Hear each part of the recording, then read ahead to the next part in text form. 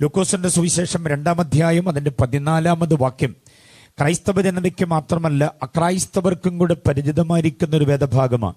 അതുകൊണ്ട് തന്നെ ആ വാക്യത്തിന്റെ ഒരു നല്ല പശ്ചാത്തലം എന്താണ് എന്ന് നാം ആദ്യം അറിയണം.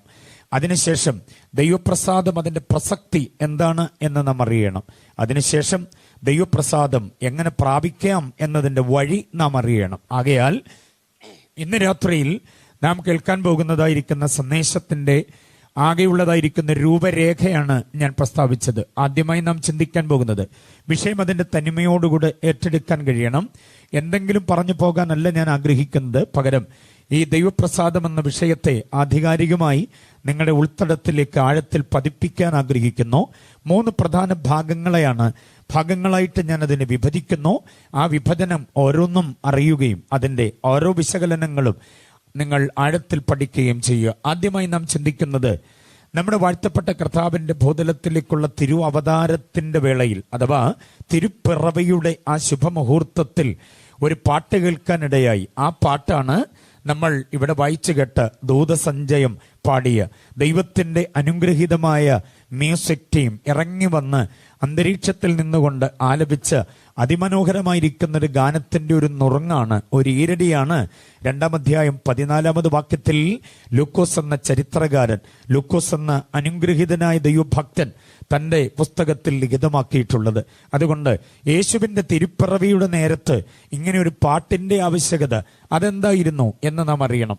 ഡിസംബർ മാസം വന്നില്ല, ക്രിസ്മസ് ആകുന്നതേയുള്ളൂ. പക്ഷേ ഈ നേരത്ത് ഈ കൺവെൻഷനിൽ തീർച്ചയായും ക്രിസ്മസ് വന്നണയാൻ പോകുന്നു. ജനമെല്ലാം അതിന്റെ ആഘോഷത്തിലേക്ക് വരാനിരിക്കുന്നതേയുള്ളൂ. പക്ഷെ അതിനു മുൻപ് നാം ലോകം മുഴുവനും ക്രിസ്മസ് ആഘോഷിക്കുന്ന ഒരു പ്രത്യേക അനുഭവമുണ്ട്. ദൈവമക്കളെ സംബന്ധിച്ചിടത്തോളം അതൊരു വലിയ പ്രസക്തമായ കാര്യമല്ല.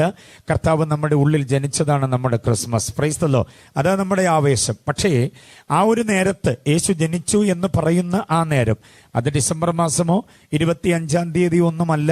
അങ്ങനെയാണെന്നൊന്നും സമർത്ഥിക്കാൻ ആർക്കും ആവില്ല എന്നുള്ളതാണ് പരമാർത്ഥം. എങ്കിലും ലോകമെല്ലാം ആദ്യം മുതലേ അംഗീകരിച്ചു വരുന്ന ആ തീയതിയും അതിന്റെ പെരുന്നാളും തിരുനാളുമൊക്കെ അതിൻ്റെതായിരിക്കുന്ന നിലയിൽ നടന്നു പോകട്ടെ.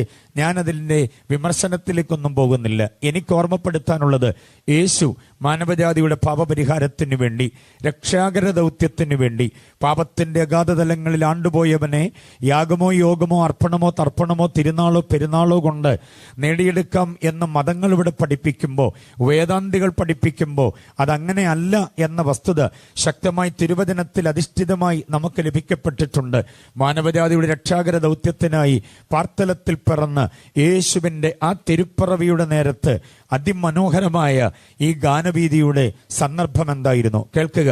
ചരിത്രപരമായി ആ സന്ദർഭത്തിന്റെ പിന്നാമ്പുറത്തിലേക്ക്, ചരിത്രത്തിന്റെ ആ ഇടനാഴിയിലേക്ക് ഞാൻ നിങ്ങളെ പ്രാരംഭമായി സ്വാഗതം ചെയ്യുകയാണ്. ലൂക്കോസ് തന്റെ സുവിശേഷ ഗ്രന്ഥം എഴുതുമ്പോഴും അപ്പോസ്തല പ്രവൃത്തികളുടെ പുസ്തകം എഴുതുമ്പോഴും ചരിത്രകാരൻ എന്ന നിലയിൽ ചരിത്രത്തിന്റെ ഭാഗങ്ങളൊന്നും വിട്ടുകളയാതെ അതതിന്റെ തനിമയോടെ രേഖപ്പെടുത്തുവാൻ താൻ തുനിഞ്ഞിട്ടുണ്ടെന്നുള്ളത് ആ 2 പുസ്തകങ്ങളെ ഈടുറ്റതാക്കി മാറ്റുന്നുണ്ട്. ബാക്കിയുള്ള സുവിശേഷ ഗ്രന്ഥങ്ങൾ ചമച്ചിട്ടുള്ളവരോ ലേഖനകർത്താക്കളോ ഒക്കെ ശ്രദ്ധിച്ചിട്ടില്ലാത്ത മേഖല കൂടെ നന്നായി ശ്രദ്ധിച്ചുകൊണ്ട് ആശയങ്ങളൊന്നും വിട്ടുകളയാതെ ചരിത്രഭാഗങ്ങളൊന്നും പോകാതെ അവയെല്ലാം കൂടി ഒരുമിച്ച് കോർത്തിണക്കിക്കൊണ്ട് തന്റെ പുസ്തകങ്ങളെ ഗംഭീരമാക്കാൻ ശ്രമിച്ചിട്ടുള്ള ഒരു ഗ്രന്ഥകാരനാണ് ലൂക്കോസ്. ലൂക്കോസിന്റെ സുവിശേഷം 1-ാമത് വാക്യം ശ്രദ്ധേയമായൊരു വാക്യമാണ്. ദൈവമക്കൾ, ദൈവദാസന്മാർ, വേദവിദ്യാർത്ഥികൾ ആഴത്തിൽ അറിയേണ്ടിയ ഒരു വാക്യമാണ് ലൂക്കോസ് 1:3. നീ കേട്ട വാർത്തയുടെ നിശ്ചയം ഉണ്ടോ? 1-ാമത്തെ പദം വാർത്തയുടെ നിശ്ചയം. 2, അത് ക്രമമായി എഴുതുക ഉണ്ടോ? അതാണ് ക്രമം. 2, ക്രമത്തെറ്റി ഒന്നും താൻ പറയുന്നില്ല, എല്ലാം ക്രമമായിട്ട്. അടുത്ത 3-ാമതൊരു കാര്യം പറയുന്നുണ്ട്, അത് സൂക്ഷ്മമായി ഞാൻ നിരീക്ഷിച്ച ശേഷം. അപ്പോൾ നിശ്ചയം, ക്രമം, സൂക്ഷ്മമായ പരിശോധന, ഇത് 3ഉം നടത്തിയിട്ട് എഴുതപ്പെട്ടിട്ടുള്ളതാണ് ലൂക്കോസിന്റെ ഗ്രന്ഥം, ലൂക്കോസിന്റെ സുവിശേഷ ഗ്രന്ഥവും അപ്പോസ്തല പ്രവൃത്തികളുടെ പുസ്തകവും. അതുകൊണ്ട് തന്നെ അതിന് അതിൻ്റെതായിരിക്കുന്ന ഈടും അതിൻ്റെതായിരിക്കുന്ന ഉറപ്പും കാമ്പും കടമ്പും കഴമ്പും കാതലും ഉണ്ടെന്ന കാര്യം നാം മറക്കാതിരിക്കുക. ആ പശ്ചാത്തലത്തിലേക്ക് ഞാൻ വരികയാ, ശ്രദ്ധിച്ചു കേൾക്കണം.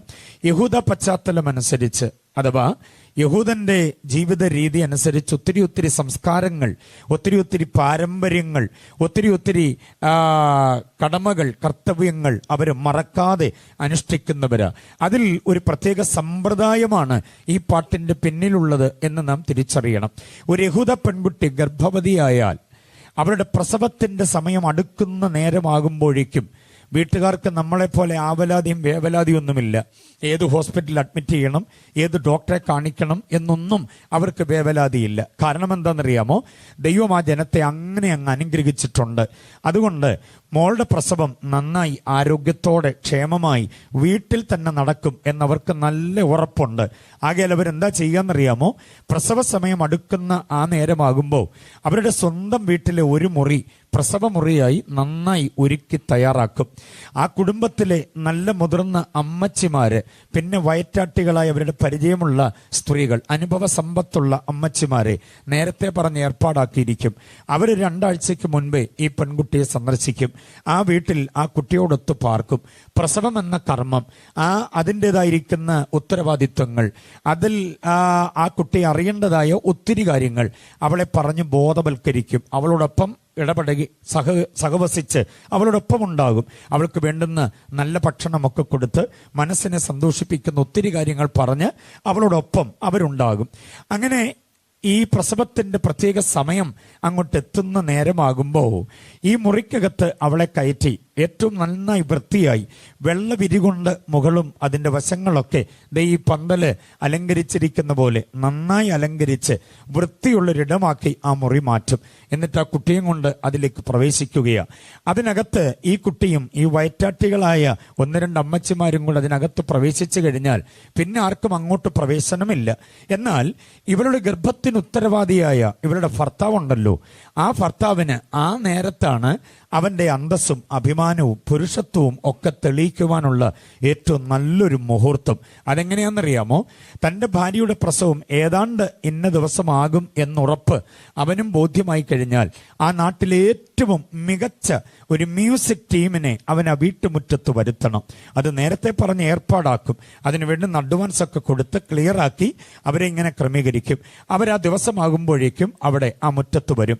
എല്ലാ വാദ്യോപകരണങ്ങളും നന്നായി മീട്ടുവാൻ കഴിവുള്ള, കരുത്തുള്ള, അതിൽ സാമർഥ്യമുള്ള നല്ല കുറെ ചെറുപ്പക്കാരുണ്ടാകും. നന്നായി ഈണത്തിലും താളത്തിലും പാട്ടുപാടാൻ കഴിയുന്ന നല്ല കുറെ ഗായകരുണ്ടാകും. അവരെല്ലാവരും ആ മുറ്റത്ത് വന്ന് അണിനിരന്ന് ഈ മ്യൂസിക് ഉപകരണങ്ങളെല്ലാം നന്നായി ക്രമീകരിച്ച് അങ്ങനെ ഇരിക്കും. എല്ലാം ക്രമീകരിച്ചിട്ട് അവര് നോക്കി കാതോർത്തിരിക്കും ഈ കുഞ്ഞിന്റെ ജനനത്തിന് വേണ്ടി. പാട്ട് തുടങ്ങില്ല, ഒന്നും അനക്കില്ല, സംഗീതോപകരണങ്ങളൊന്നും അനക്കുകയില്ല, നിശബ്ദമായിരിക്കും ആ മുറ്റം. അവരെല്ലാം കാതോർക്കുന്നത് ഒരു കുഞ്ഞിന്റെ കരച്ചിലിന് വേണ്ടിയാണ്. ഓക്കെ, അപ്പോൾ എല്ലാ പ്രിയപ്പെട്ടവരും അങ്ങനെ മുറ്റത്ത് വേറെ ഒത്തിരി പേരുണ്ടാകും. എന്തിന്? അവരുടെ ഇടവകയിലെ പുരോഹിതനടക്കമുള്ള ആളുകൾ ആ സമയത്ത് അവിടെ എത്തപ്പെടും. ഇനി ഈ ഭർത്താവിന്റെ കയ്യിലെ കാശിന്റെ നിലവാരമനുസരിച്ച് മ്യൂസിക് ടീമിന്റെ വലിപ്പവും അതിന്റെ ചെറുപ്പവും ഒക്കെ നിർണ്ണയിക്കുന്നത്. അദ്ദേഹം നല്ല സാമ്പത്തികമുള്ള ആളാണെങ്കിൽ ഒരു നല്ല പ്രൊഫഷണൽ ടീം തന്നെ അവിടെ എത്തും. അതല്ല, കാശ് തീരെ ഇല്ലാത്തയാളാണെങ്കിലും പാട്ടുകാർ വരാതിരിക്കയില്ല. ആരെയെങ്കിലുമൊക്കെ അദ്ദേഹം സജ്ജമാക്കിയിരിക്കും.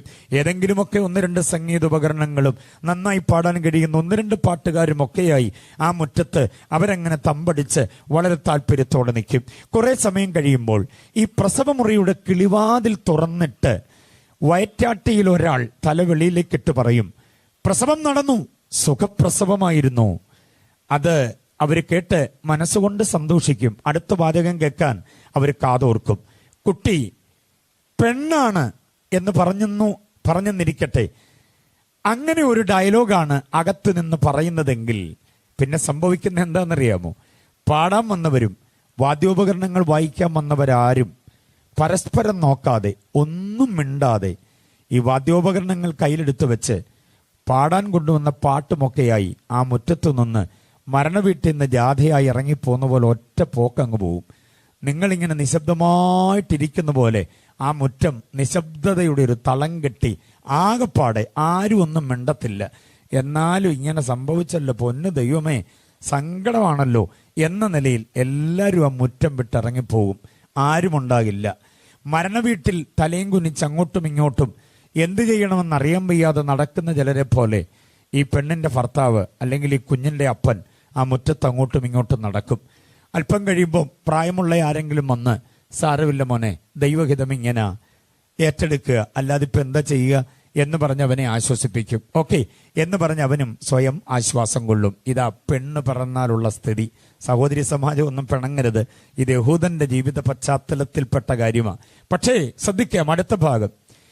ഈ കിളിവാതിൽ തുറന്നിട്ട് വയറ്റാട്ടി പറയുക, പ്രസവം നടന്നു, സുഖപ്രസവമായിരുന്നു, കുട്ടി ആണാണ്. ആണാണ് എന്ന് പറയുന്ന അവസാനത്തെ ആണ് എന്ന ശബ്ദം തീരുന്നതിന് മുമ്പേ പാട്ടങ്ങ് തുടങ്ങുകയായി.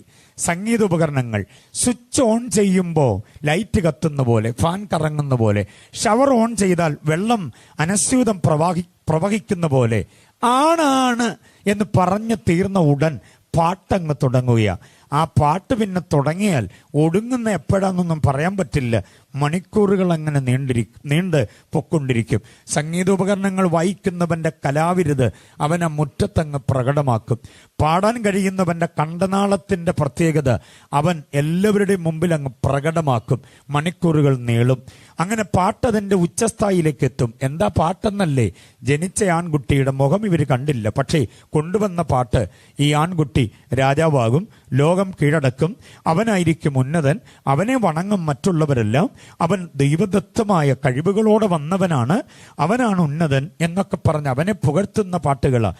നാളെ അവൻ ചുമട്ടുതൊഴിലാളിയായി പോയാലും പാട്ടിൽ അവൻ രാജാവാണ്. അപ്പോൾ ഒരു പുരുഷപ്രജ ജനിച്ചാൽ അവനെ വാനോളം ഉയർത്തി ദൈവകരങ്ങളിലേക്ക് ഏൽപ്പിച്ചു കൊടുത്തുകൊണ്ട് എഴുതിയുണ്ടാക്കിയ ആ പാട്ടിന്റെ വരികൾ പിന്നെ കുറെ പ്രാവശ്യം പാടിക്കഴിയുമ്പം മുറ്റത്ത് നിൽക്കുന്നവരെല്ലാവരും ഏറ്റുപാടി അവർക്ക് ആ പാട്ട് പരിചിതമാകും. അങ്ങനെ അതങ്ങോട്ട് തുടരുമ്പോൾ ഈ കുഞ്ഞിനെ കുളിപ്പിച്ചൊരു പുതിയ തുണിക്കകത്ത് പൊതിഞ്ഞ് ഒരു പ്രായമുള്ള അമ്മച്ചി മുറ്റത്തേക്ക് കൊണ്ടുവന്ന് ആദ്യം ഇവന്റെ അപ്പന്റെ കയ്യിലേക്ക് കൈമാറും. സ്തോത്രാർപ്പണങ്ങളുടെ അപ്പൻ ആ കുഞ്ഞിനെ ഏറ്റുവാങ്ങി പുരോഹിതന്റെ കയ്യിലേക്ക് കൊടുക്കും. പുരോഹിതൻ ആ കുഞ്ഞിനെ എടുത്തു വെച്ച് സ്തോത്രങ്ങൾ അർപ്പണം ചെയ്യും. പിന്നെ ഓരോരുത്തരും കൈമാറും. കുഞ്ഞിനെ കണ്ടെല്ലാവരും ആത്മനിർവൃതി അടയും. അപ്പോഴും പാട്ട് ഗംഭീരമായി നടക്കും. ഇതാണ് യഹൂദന്റെ വീട്ടിനകത്ത് ഒരു പെൺകുട്ടി ഒരു ആൺകുഞ്ഞിന് ജന്മം കൊടുത്താൽ ഉണ്ടാകേണ്ടതായ ഒരു ചടങ്ങ്. ഓക്കെ, ഇത് മറക്കരുത്, ഇത് മനസ്സിൽ അങ്ങനെ സൂക്ഷിക്കണം. ഞാൻ നിറവയറോടെ നിൽക്കുന്ന ഒരു സഹോദരിയെ നിങ്ങൾക്ക് പരിചയപ്പെടുത്തുന്നു. അവളുടെ ഭർത്താവ് ഒരു മരപ്പണിക്കാരൻ, ഒരു ആശാരിയാണ്. വീട് അങ്ങ് നസറേത്തിലാണ്. ബെത്ലഹേമിൽ നിന്ന് 85 മൈൽ ദൂരമുള്ള നസറേത്ത്. കുന്നും മലയും പുഴയും താഴ്വരയും ഒക്കെ താണ്ടി വേണം അവർക്ക് ബെത്ലഹേമിലെത്താൻ. പക്ഷേ പ്രസവം അവിടെ നടക്കേണ്ടതിനുള്ള സാഹചര്യങ്ങളെല്ലാം വീട്ടിൽ തന്നെ ക്രമീകരിച്ചിരിക്കും അളവിൽ ഞെട്ടിപ്പിക്കുന്ന ഒരു വാർത്ത. ഔഗസ്ത്യൂസ് കൈസറുടെ വിളംബരം. എല്ലാവരും അവരവരുടെ നഗരത്തിൽ വന്ന് അവരവരുടെ ജന്മ സ്ഥലത്ത് വന്ന് പേർവഴി ചാർത്തണം. സാധാരണ വീടാന്തരം കയറിയിറങ്ങി നടന്ന് ആളിന്റെ എണ്ണമെടുക്കുന്ന ഒരു രീതിയായി ഇന്ന്. പക്ഷേ അന്ന് ഔഗസ്ത്യൂസ് കൈസർക്ക് ഒരു പ്രത്യേക കുസൃതി തോന്നിയിട്ടാകണം അദ്ദേഹം പറഞ്ഞു, എല്ലാവരും അവിടെ ജീവിച്ചിരിക്കുന്നുണ്ടോ എന്നറിയേണ്ടതിന് അവരവരുടെ നാട്ടിൽ വന്ന് പേർവഴി ചാർത്തണം. ഞെട്ടിപ്പോയി മരപ്പണിക്കാരൻ യോസഫ്, അവന്റെ ഭാര്യ അതിനേക്കാൾ. കാരണം 85 മൈൽ താണ്ടി ബെത്ലഹേമിലെത്തുവാൻ ഒരു സാധ്യതയുമില്ല. പക്ഷെ പോകാതിരിക്കാൻ നിർവാഹമില്ല. പോയല്ലേ പറ്റൂ. ഇന്ന് നമുക്കുള്ളതുപോലെ വണ്ടിയും കാറും സൗകര്യമൊന്നുമില്ലാത്ത ഈ മരപ്പണിക്കാരന് യാത്രയ്ക്ക് പിന്നെ പറ്റുന്ന ഏക ഒരു സംഗതി ഒരു കോവർ കഴുതിയോ അല്ലെങ്കിൽ ഒരു സാധാ കഴുതിയോ ആകാം. ഇതിനെ ക്രമീകരിച്ചുകൊണ്ട് അത്യാവശ്യം യാത്രയ്ക്ക് വേണ്ടുന്ന കാര്യങ്ങൾ ഒക്കെ സെറ്റപ്പ് ചെയ്ത് 85 മൈൽ താണ്ടുകയാണ് നസറേത്തിൽ നിന്ന് ബെത്ലഹേമിലേക്ക്. ബെത്ലഹേമിലെത്താൻ വേണ്ടി അല്പദൂരം, അതിൻ്റെ പ്രധാന സ്ഥലത്തെത്തുവാൻ അല്പദൂരം മാത്രം ഉള്ളപ്പം മുതൽ വേദന അസഹ്യമായി. ഇത്രയും ദൂരം താണ്ടിയ ഒരു ഗർഭിണിയായ സ്ത്രീയുടെ അവസ്ഥ നിങ്ങൾ ചിന്തിച്ചാൽ അറിയാം. ഇടയ്ക്ക് മരുന്നോ വെള്ളമോ വേണ്ടുന്ന വിശ്രമ സ്ഥലമോ കിട്ടിയിട്ടുണ്ടാകാം ഒരു പക്ഷേ. എന്നാലും ഇത്രയും ദൂരം താണ്ടിയപ്പോഴേക്കും വല്ലാതെ അവശയായി, വിവശയായി. അവൾ പറഞ്ഞു, ഇനി എനിക്കൊരു ചുവട് നടക്കാനാവില്ല, ഞാനിവിടെ വീഴും, വേദന അസഹ്യമാകുകയാണ്. അല്പം കൂടെ നടന്നാൽ എത്താം ബെത്ലഹേമിൽ, പക്ഷേ നടക്കാനാവില്ല. അവൾ വഴിയിൽ കുഴഞ്ഞു വീഴുകയായിരുന്നു. നമ്മൾ സാധാരണ ചിന്തിക്കും പുൽക്കൂട്ടിൽ വന്നപ്പോഴ പ്രസവം. നോ, അതിനൊന്നും തെളിവില്ല. വഴിയോരത്തെവിടെയോ കുഴഞ്ഞ് അവൾ വീണു. അവിടെ കൂടെ യാത്രികനായിരിക്കുന്ന തൻ്റെ ഭർത്താവിനെ അലട്ടുന്ന പ്രശ്നങ്ങൾ പലതാ. എന്തൊക്കെയാ പ്രശ്നം? ഒന്ന്, സ്വൈര്യമായി സ്വസ്ഥമായി ശാന്തമായ ഒരു സൗകര്യമുള്ള ഇടം കിട്ടുന്നില്ല. ഓടിച്ചാടി വീടാന്തരം മുട്ടിത്തട്ടി ചോദിച്ചു, അല്പസ്ഥലം തരാമോ? എന്താ കാര്യം? കണ്ടിട്ട് പരിചയമില്ലല്ലോ. അയ്യോ, ഞാനങ്ങ് നസറത്തിൽ നിന്ന് വരിക, പേർവഴി ചാർത്താൻ വേണ്ടി വന്ന വരവാണേ. ഇവിടെ വന്നപ്പം ഭാര്യയ്ക്ക് പ്രസവ വേദന, അസഹ്യമാ, കലശലായ വേദന. ആ പ്രസവം ഒന്ന് നടത്താൻ ഒരല്പസ്ഥലം ഒന്ന് സൗകര്യമാക്കി തരാമോ? അവര് കതക് കൊട്ടിയടച്ചു. ഏതാന്നറിയില്ല, വല്ല വഴിപിഴച്ച ഇടപാടാണോ അറിയില്ല. ആരും അദ്ദേഹത്തെ സഹായിക്കുന്നില്ല. എല്ലാവരും പുറം തിരിഞ്ഞു കളഞ്ഞു, മുഖം തിരിച്ചു. ഒടുവിൽ എന്താ ചെയ്യുക? അതിനേക്കാൾ ഒക്കെ തന്നെ അലട്ടുന്ന പ്രശ്നം, ഈ ജനിക്കാൻ പോകുന്നത് ആൺകുഞ്ഞാണെങ്കിൽ പാട്ട് പകപ്പിച്ചേ പറ്റൂ. യഹൂദനായ ഭർത്താവിന്റെ ഏറ്റവും വലിയ അന്തസ്സത, അഭിമാനമത. ആദ്യത്തെ പ്രസവമാ, കടിഞ്ഞൂൽ പ്രസവമാ തൻ്റെ ഭാര്യയുടെ. ആൺകുട്ടിയാണ് പിറക്കുന്നതെന്ന് മുൻ പ്രവചനമുണ്ട്, പെൺകുട്ടിയല്ല. അപ്പൊ പിന്നെ പാട്ട് കേട്ടേ പറ്റൂ. ഈ പാട്ട് കേൾപ്പിക്കാൻ തനിക്ക് പറ്റുന്നില്ലെങ്കിൽ ഭർത്താവായി പിന്നെ ജീവിച്ചിരുന്നിട്ട് കാര്യമില്ല. സമൂഹം, സമുദായം, കൂട്ടുകാർ, നാട്ടുകാർ, വീട്ടുകാർ എല്ലാം തന്നെ ആക്ഷേപിക്കും, അപഹസിക്കും. എന്തു ചെയ്യും ദൈവമേ ഞാൻ? ഇവിടെ ഈ അന്ത്യയാകാറായ നേരത്ത് എവിടെ പാട്ടുകാരെ ഞാൻ തേടിപ്പോവുക? എന്താ ഞാൻ ചെയ്യുക? സ്വസ്ഥമായൊരു സൗകര്യമില്ലാത്ത ഇടത്ത് എന്ത് ചെയ്യാൻ പറ്റും? തനിക്ക് പാടാൻ പറ്റുമോ? നോ. ഒരു വാക്ക് പോലും ഉച്ചരിക്കാൻ ആവാത്ത വിധം അസഹ്യമായ ഒരു അവസ്ഥയിലാ യോസഫ് എന്ന് പറയുന്ന ആ ഭർത്താവ്. വേദന കൊണ്ട് പൊളയുന്നു മറിയ. അവളെ താങ്ങിയെടുത്ത് ആരുടെയും ശ്രദ്ധയിൽപ്പെടാത്ത വഴിയോരത്ത് അല്പമകലെ ഒരു കുറ്റിക്കാട്ടിലേക്ക് അവളെ മാറ്റുകയാ. അവിടെ വേദന കൊണ്ട് പൊളയുമ്പോൾ ഒരു സ്ത്രീ തനിക്ക് സഹായത്തിനില്ല. തനിക്ക് എന്ത് ചെയ്യാൻ കഴിയും?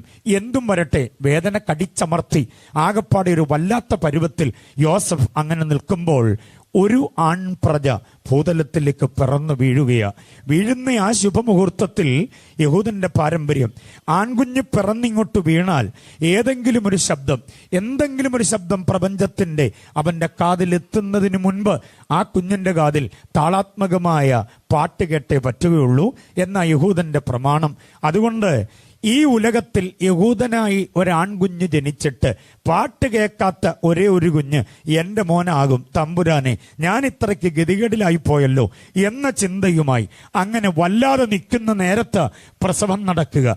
പ്രസവം നടന്ന ആ കുഞ്ഞിന്റെ കരച്ചിൽ പുറത്തു വരുന്നതിന് മുൻപ് ഇതികർത്തവ്യത അനുഭവത്തോടെ വല്ലാത്തൊരവസ്ഥയോടെ യോസഫ് അങ്ങനെ വല്ലാത്തൊരു നിലയിൽ നിൽക്കുമ്പോൾ പ്രസവം നടന്ന അതേ ശുഭമുഹൂർത്തത്തിൽ അവന്റെ തലയ്ക്കുമീതെ താൻ കേൾക്കുന്നൊരു പാട്ടാണ് ഈ 14-ാമത് വാക്യം. അത്യുന്നതങ്ങളിൽ ദൈവത്തിനും മഹത്വം, ഭൂമിയിൽ ദൈവപ്രസാദമുള്ള മനുഷ്യർക്ക് സമാധാനം. അത് ഒരാൾ പാടുകയായിരുന്നില്ല, ഒരു കൂട്ടം പാട്ടുകാർ ഒരുമിച്ച് നിന്ന് പാടുന്നു സ്വർഗീയ സംഗീത ഉപകരണങ്ങളുടെ അകമ്പടിയോടെ. ഞാൻ പറഞ്ഞ എത്ര പേർക്ക് മനസ്സിലാകുന്നുണ്ട് എന്ന് പറഞ്ഞാൽ അതിൻ്റെ ആശയം മനസ്സിലായോ? സാഹചര്യങ്ങൾ എത്ര പ്രതികൂലമായാലും നമ്മൾ നിസ്സാരമെന്ന് കരുതുന്നതോ ഗൗരവമെന്ന് കരുതുന്നതോ ആയ ഏത് സാഹചര്യത്തിലും നമുക്ക് വേണ്ടി കരുതുന്ന ഒരു ഉടയവൻ നമുക്ക് വേണ്ടി ഉണ്ടെന്ന കാര്യം മറന്നു പോകരുത്. Price the Lord. യോസഫേ, നിനക്ക് കരുതലുകളൊന്നുമില്ല. പക്ഷേ ഈ ജനിക്കാൻ പോകുന്നത് നിന്റെ പുത്രനല്ലല്ലോ, എന്റെ പുത്രനല്ലേ. അവന്റെ കാതിൽ പാട്ട് കേൾപ്പിക്കേണ്ട ഉത്തരവാദിത്വം നിനക്കുള്ളതല്ല, എന്റേതാണ്. നീ ആരുടെയും മുമ്പിൽ ലജ്ജിക്കാൻ ഞാൻ അനുവദിക്കത്തില്ല. ഭാര്യ വീട്ടുകാരുടെ മുമ്പിലോ ഭർത്താവിന്റെ വീട്ടുകാരുടെ മുമ്പിലോ നമ്മുടെ തല കുനിക്കുന്ന ഒരു ദൈവത്തെ അല്ല നാം സേവിക്കുന്നത് എന്ന് ഉറപ്പുള്ളവർ കർത്താവിനെ സ്തുതിച്ചാട്ടെ. യോസഫിന്റെ നിർണായക ഘട്ടത്തിൽ, മറിയയുടെ പ്രസവത്തിന്റെ ആ പ്രത്യേക ശുഭമുഹൂർത്തത്തിൽ, ആ പ്രത്യേകമായ ആ സമയത്തിന് എന്താ പേര് പറയുക എന്നെനിക്കറിയില്ല, ആ നിർണായക ഘട്ടത്തിൽ ദൂതന്മാർ പാടിയ ആ മനോഹരമായ പാട്ടാണ് വിട്ടുകളയാതെ. മത്തായി അതിനെക്കുറിച്ചൊന്നും പറയാതെ, മർക്കോസ് യോഹന്നാനും മിണ്ടിയിട്ടില്ല. പക്ഷേ ആ ഒരു അനുഗ്രഹീതമായ സന്ദർഭത്തെ എടുത്ത് ലൂക്കോസ് അവതരിപ്പിച്ച് അതിമഹത്തായ ആ ധ്യാനം നമ്മുടെ ഉള്ളിലേക്ക് തരികയാണ്. ബോധ്യമായവർ കർത്താവിനെ സ്തുതിച്ചാട്ടെ. ഒന്നിനാലും നിരാശപ്പെടരുത്. കുഞ്ഞുങ്ങൾ പാടിയ പാട്ടിലൊക്കെ ഉണ്ട് നമ്മുടെ സമസ്ത ആവശ്യങ്ങളിലും നമ്മെ സഹായിപ്പാൻ കഴിയുന്ന ഒരുവനാ നമ്മുടെ ഉടയവൻ. സ്തോത്രം. ആരുടെയും മുമ്പിൽ ലജ്ജിച്ചു പോകാതെ നമ്മെ നിർത്തുന്നവൻ. അതാണ് ഈ പാട്ടിന്റെ സന്ദർഭം, അതിന്റെ ചരിത്ര പശ്ചാത്തലം എന്ന വിവരം നാം അറിയേണ്ടതുണ്ട്. ഓക്കെ, ഞാനത് അവിടെ അങ്ങനെ പറഞ്ഞു നിർത്തുകയാണ്. എനിക്കിനിയും നിങ്ങളിലേക്ക് നൽകിത്തരാനുള്ളത് ആ പാട്ടിന്റെ അനുഗ്രഹീതമായ ദൈവശാസ്ത്ര വിചിന്തനങ്ങളാണ്. ഗംഭീരമായ ഒരാശയം അതിനകത്തുള്ളത് ദൈവപ്രസാദം എന്നതാ. എന്താണ് ദൈവപ്രസാദത്തിന്റെ പ്രസക്തി? അതാണ് ഇനി നാം ചിന്തിക്കാൻ പോകുന്നത്. സന്തോഷമാണോ? ദൈവപ്രസാദത്തിന്റെ പ്രസക്തി എന്താണ് എന്ന് നാം അറിയേണ്ടതുണ്ട്. ഹല്ലേലൂയ. നമ്മുടെയൊക്കെ ആത്മീയ ജീവിതത്തിൽ നാം വളരെയധികം കൊതിക്കുന്നത് ദൈവ അനുഗ്രഹത്തിന് വേണ്ടിയാ. നല്ല കാര്യമാണ്, എല്ലാവരും അനുഗ്രഹിക്കപ്പെടണം. പക്ഷേ അനുഗ്രഹത്തെക്കാളെല്ലാം അധികം നമുക്ക് വേണ്ടുന്നത് ദൈവപ്രസാദമാണ്. എത്ര പേര് സമ്മതിക്കുന്നുണ്ടത്? അനുഗ്രഹിക്കപ്പെട്ടോ കുഴപ്പമില്ല. സാമ്പത്തിക തലത്തിലും ദാമ്പത്തിക തലത്തിലും ആത്മീക തലത്തിലും സഭാതലത്തിലും സാമൂഹ്യ തലത്തിലും കാർഷിക മേഖലയിലും എല്ലാം തലമുറയിലും ഒക്കെ നാം അനുഗ്രഹിക്കപ്പെടണം. നല്ല കാര്യമാണ്. പക്ഷേ അനുഗ്രഹങ്ങൾ കൂമ്പാരമായി കൂടുമ്പോഴും ദൈവപ്രസാദമില്ലെങ്കിൽ ആ അനുഗ്രഹം കൊണ്ട് പ്രയോജനമില്ല. അനുഗ്രഹത്തെക്കാൾ അധികം ദൈവപ്രസാദത്തിന്റെ തീഷ്ണമായ ദർശനം ഏറ്റെടുത്തുകൊണ്ട് ആത്മീയ ജീവിതത്തിന്റെ വഴിത്താരകളിൽ ചുവടുറപ്പിക്കുവാൻ പര്യാപ്തമായ ഒരാത്മീക ദൂതാണ് ഈ രാത്രിയിൽ ശാന്തമായി ദൈവാത്മാവ് നമ്മുടെ ഹൃദയത്തിലേക്ക് പകർന്നു തരുവാൻ ആഗ്രഹിക്കുന്നത്. പ്രാർത്ഥനയോടെ നമുക്ക് പഠിച്ചു തുടങ്ങാം. എന്താണ് അനുഗ്രഹത്തെക്കാൾ പ്രസാദമാണ് പ്രധാനം എന്ന് ഞാൻ പറഞ്ഞത്? അതിന്റെ വിശദാംശങ്ങൾ പറയാം, ശ്രദ്ധിച്ചു കേട്ടോണം. 95-ാം സങ്കീർത്തനം അതിന്റെ 10-ാമത് വാക്യം പരിചിതമായ വാക്യമാണോ? ആ വാക്യം ഇങ്ങനെയാണ്: 40 ആണ്ട് എനിക്ക് തലമുറയോട് നീരസമുണ്ടായിരുന്നു. എത്രയാണ്ട്? 40 ആണ്ട്. 95-ന്റെ 10 വാക്യങ്ങൾ വായിപ്പിച്ചു പോകാൻ ആഗ്രഹമുണ്ടെങ്കിലും സമയം ലാഭിക്കാൻ വേണ്ടി ഞാൻ അവയെ പറഞ്ഞു പോവുകയാണ്. വാക്യങ്ങൾ നിങ്ങൾ ഓർത്തുകൊള്ളണം, റെഫറൻസ് കഴിയുമെങ്കിൽ കുറിച്ചുകൊള്ളണം. 40 ആണ്ട് എനിക്ക് തലമുറയോട് നീരസം. ഏത് തലമുറയെ ഉദ്ദേശിക്കുക? ഗോശൻ ദേശത്തു നിന്ന് അഥവാ മിസ്രൈമിൽ നിന്ന് കനാനിലേക്ക് യാത്രയാകുന്ന ഇസ്രായേൽ ജനതയാ ഉദ്ദേശിക്കുക. കഴിഞ്ഞ 400 വർഷത്തോളം, 430 എന്നൊരു കണക്ക് ആയിക്കോട്ടെ, ഏകദേശം 430ഓളം വർഷങ്ങൾ മിസ്രൈമെ അധീശത്വത്തിൽ, അടിമത്വത്തിൽ, ഫറവോന്യ വ്യാപാരത്തിന്റെ അധീശത്വത്തിലായിരുന്ന ജനത. ചെയ്യുന്ന ജോലിക്ക് അർഹമായ കൂലി കിട്ടാതെ, ഒഴിവിചാരകന്മാരുടെ ചാട്ടവാറ് ചുഴറ്റിയുള്ള അടിയേറ്റ്, ഫറവോന്റെ കഠിന മനസ്സിന്റെ തിക്തനൊമ്പരങ്ങൾ അനുഭവിച്ച് അവർ വെച്ചുപൂജ നടത്തുന്ന ജാതീയ ദേവീദേവന്മാരുടെ, അവരുടെ സങ്കല്പമൂർത്തികളുടെ, ആവാഹന ശക്തികളുടെ, ദുഷ്ടമൂർത്തികളുടെ സകലവിധമായ പ്രതിസന്ധികളും അനുഭവിച്ച് ആ ദേശത്ത് കട്ടത ഭയങ്കരമായി സഹിക്കേണ്ടി വന്ന ഒരു ജനതയാ ഇസ്രായേൽ ജനത. അവിടേക്ക് പോകേണ്ടി വന്ന സാഹചര്യം, മിസ്രൈമ്യ പ്രവാസത്തിന്റെ പിന്നാമ്പുറങ്ങൾ ഒന്നും ഞാൻ പറയുന്നില്ല, അതൊക്കെ നിങ്ങൾ പിന്നീട് പഠിച്ചുകൊള്ളുക. സമയത്തെ ലാഭിക്കാൻ വേണ്ടി ഞാൻ അതിലേക്ക് പോകുന്നില്ല. ഏതായാലും ഈ 430 കൊല്ലം മിസ്രൈമിൽ അവരടിമത്വത്തിലായിരുന്നു. ആദ്യത്തെ കുറെ കാലം പ്രവാസമായിരുന്നില്ല, പകരം പ്രതാപകാലമായിരുന്നു. 2 പദങ്ങൾ ഓർത്തോണം. ആദ്യത്തെ കുറെ കാലം എന്ന് പറഞ്ഞാൽ യോസഫ് മന്ത്രിയായിരുന്ന ആ കാലം അത്രയും ഇസ്രായേൽ ജനത്തിന് പ്രതാപകാലമായിരുന്നു. എന്നാൽ പിന്നീട് അവർ പ്രവാസത്തിലേക്ക് വീണു. അതിനൊരു വാക്യം ഇങ്ങനെ പറയുന്നുണ്ട്: യോസഫിനെ അറിയാത്ത പുതിയൊരു ഫറവോൻ അധികാരത്തിൽ വന്നു. അറിയാത്ത എന്ന പദം അർത്ഥത്തിൽ വ്യത്യാസം നൽകുന്നു. അറിയാത്തത് എന്നല്ല, യോസഫിനെ അറിയാത്തവരായിട്ട് ആരുമില്ല. കാരണം മിസ്രൈം ക്ഷാമത്തിലേക്ക് കൂപ്പുകുത്തി വീണപ്പോൾ വളരെ വിദഗ്ധമായി സമ്പദ് വ്യവസ്ഥയുടെ കാര്യം ഉപയോഗിച്ച് അവരെ വീണ്ടും കരകയറ്റിക്കൊണ്ടുവന്ന് ബുദ്ധിസാമർഥ്യമുള്ള ആ ഭരണാധിപനെ അറിയാത്തവരായിട്ട് ആരുമില്ല. ചരിത്രത്തിൽ എഴുതി ചേർത്ത ഒരു ഭാഗമാണത്. അതുകൊണ്ട് അറിയാത്തത് എന്നല്ല, അംഗീകരിക്കാത്ത ഒരു ഭരണാധിപൻ, അതാണ് യഥാർത്ഥമായിരിക്കുന്ന ആ സത്യം. അതിന്റെ ചരിത്ര വസ്തുത അങ്ങനെ അറിയാത്തതെന്നല്ല, അംഗീകരിക്കാത്തത് എന്ന വേറൊരു ഫറവോൻ എന്നതാ. അതൊക്കെ ഒത്തിരി ആത്മീക ചിന്തകളുള്ളതാ. ദൈവമക്കളെയും ദൈവജനത്തെയും അവർ രാജ്യത്തിന് വേണ്ടി ചെയ്തിട്ടുള്ളതിനെയും രാജ്യത്തിന്റെ ഭരണ സംവിധാനങ്ങളിൽ ക്രൈസ്തവ മാർഗം ചെയ്തിട്ടുള്ളതായിരിക്കുന്ന നന്മകളെയും അറിയാത്തതല്ല, അംഗീകരിക്കാത്ത വേറൊരു ഭരണം എല്ലായിടത്തും ഉണ്ട്. മനസ്സിലാകുന്നുണ്ടോ? യോസഫ് അധികാരത്തിൽ ഇരുന്നപ്പോ ആ രാജ്യത്തിന് വരേണ്ടിയിരുന്ന വിനാശത്തിൽ നിന്ന് അവരെ വിടുവിച്ച അതിശ്രേഷ്ഠനായ ദൈവാത്മാവ് അകത്തുള്ള ഭരണാധിപൻ ചെയ്ത കാര്യം അറിയാതെ ആരും പോകാൻ പറ്റില്ല. അത് അറിഞ്ഞേ പറ്റുള്ളൂ. പക്ഷെ അതിനെ അംഗീകരിക്കുന്നില്ല. ഇതെല്ലാം ഞങ്ങളുടെ മുഷ്കുകൊണ്ട് കരുത്തുകൊണ്ട് ഉണ്ടായതാ എന്ന് സ്വയം അഹങ്കരിക്കുന്നു ഫറവോനും അവന്റെ കൂട്ടാളികളും. അങ്ങനെ അഹങ്കാരത്തിന്റെ പിന്തുടർച്ച ഏറ്റുവാങ്ങിയ ചിലരുകൂടെ ഉണ്ടെന്നൊക്കെ ഞാൻ പറയുമ്പോൾ വസ്തുത തൃശ്ശൂരുകാർക്ക് മനസ്സിലാകുമല്ലോ. അറിയാത്തതല്ല, അംഗീകരിക്കാത്തതാ. പ്രസിഡന്റ് മുതലിങ്ങ് പഞ്ചായത്ത് മെമ്പർ വരെയുള്ള സകല തസ്തികകളിലുമുള്ള സകലർക്കും വേണ്ടി രാത്രികളിലും പകലുകളിലും ഉപവസിച്ചും അല്ലാതെയും കണ്ണുനീരോടെയും അല്ലാതെയും പ്രാർത്ഥിക്കുന്ന ഒരു ജനാവലി ഭാരതത്തിലുണ്ട്. അത് ദൈവമക്കളാണ്. Price the Lord. ഈ രാജ്യത്തിന് വിനാശം വരാതെ, ഈ രാജ്യത്തിന് ദോഷം വരാതെ, ഭരണാധിപന്മാരുടെ ഹൃത്തടത്തിൽ ദൈവചൈതന്യം ഉണ്ടാകേണ്ടതിന്, ആത്മനിയോഗം ഉണ്ടാകേണ്ടതിന്, മനമുരുകി പ്രാർത്ഥിക്കുന്നത് വെറുതെ ഒരു ആവേശത്തിലല്ല, വേദപുസ്തകത്തിന്റെ ശക്തമായ നിർദ്ദേശത്തിലാണ്.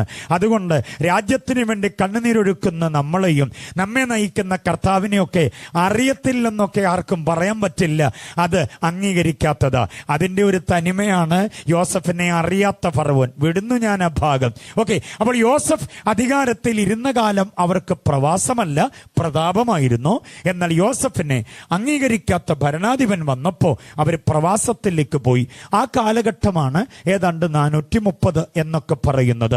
ഒടുവിൽ കഷ്ടതയുടെ അങ്ങേയറ്റം എത്തിയപ്പോൾ അവരുടെ നിലവിളി, അവരുടെ സങ്കടം, അവരുടെ എല്ലാവിധമായിരിക്കുന്ന കഷ്ടതയുടെ ആ വല്ലാത്ത ദൃശ്യം ഉടയവൻ കണ്ടിട്ട് ഉദ്ധാരകനായി മോശെ അവിടേക്ക് അയക്കുന്നത് നമുക്ക് മനസ്സിലാക്കാൻ കഴിയുന്നുണ്ട്. മനസ്സിലായോ? ആ ജനം അവിടെ നിന്ന് പുറപ്പെട്ട് വരുന്ന ആ തുടക്കം മുതൽ, അതായത് ഗോശൻ ദേശത്തു നിന്നവര് മുൻപോട്ട് പുറപ്പെട്ട് കനാനെ ലക്ഷ്യമാക്കി യാത്ര ചെയ്യാൻ തുടങ്ങിയ അന്നു മുതൽ അങ്ങ് മിസ്രയും വിട്ട് കനാനിൽ അവരെത്തിച്ചേർന്ന ആ ദിവസം വരെയുള്ള കാലഘട്ടത്തിന്റെ ദൈർഘ്യത്തെയാ എത്ര കാലമെന്ന് പറയുക?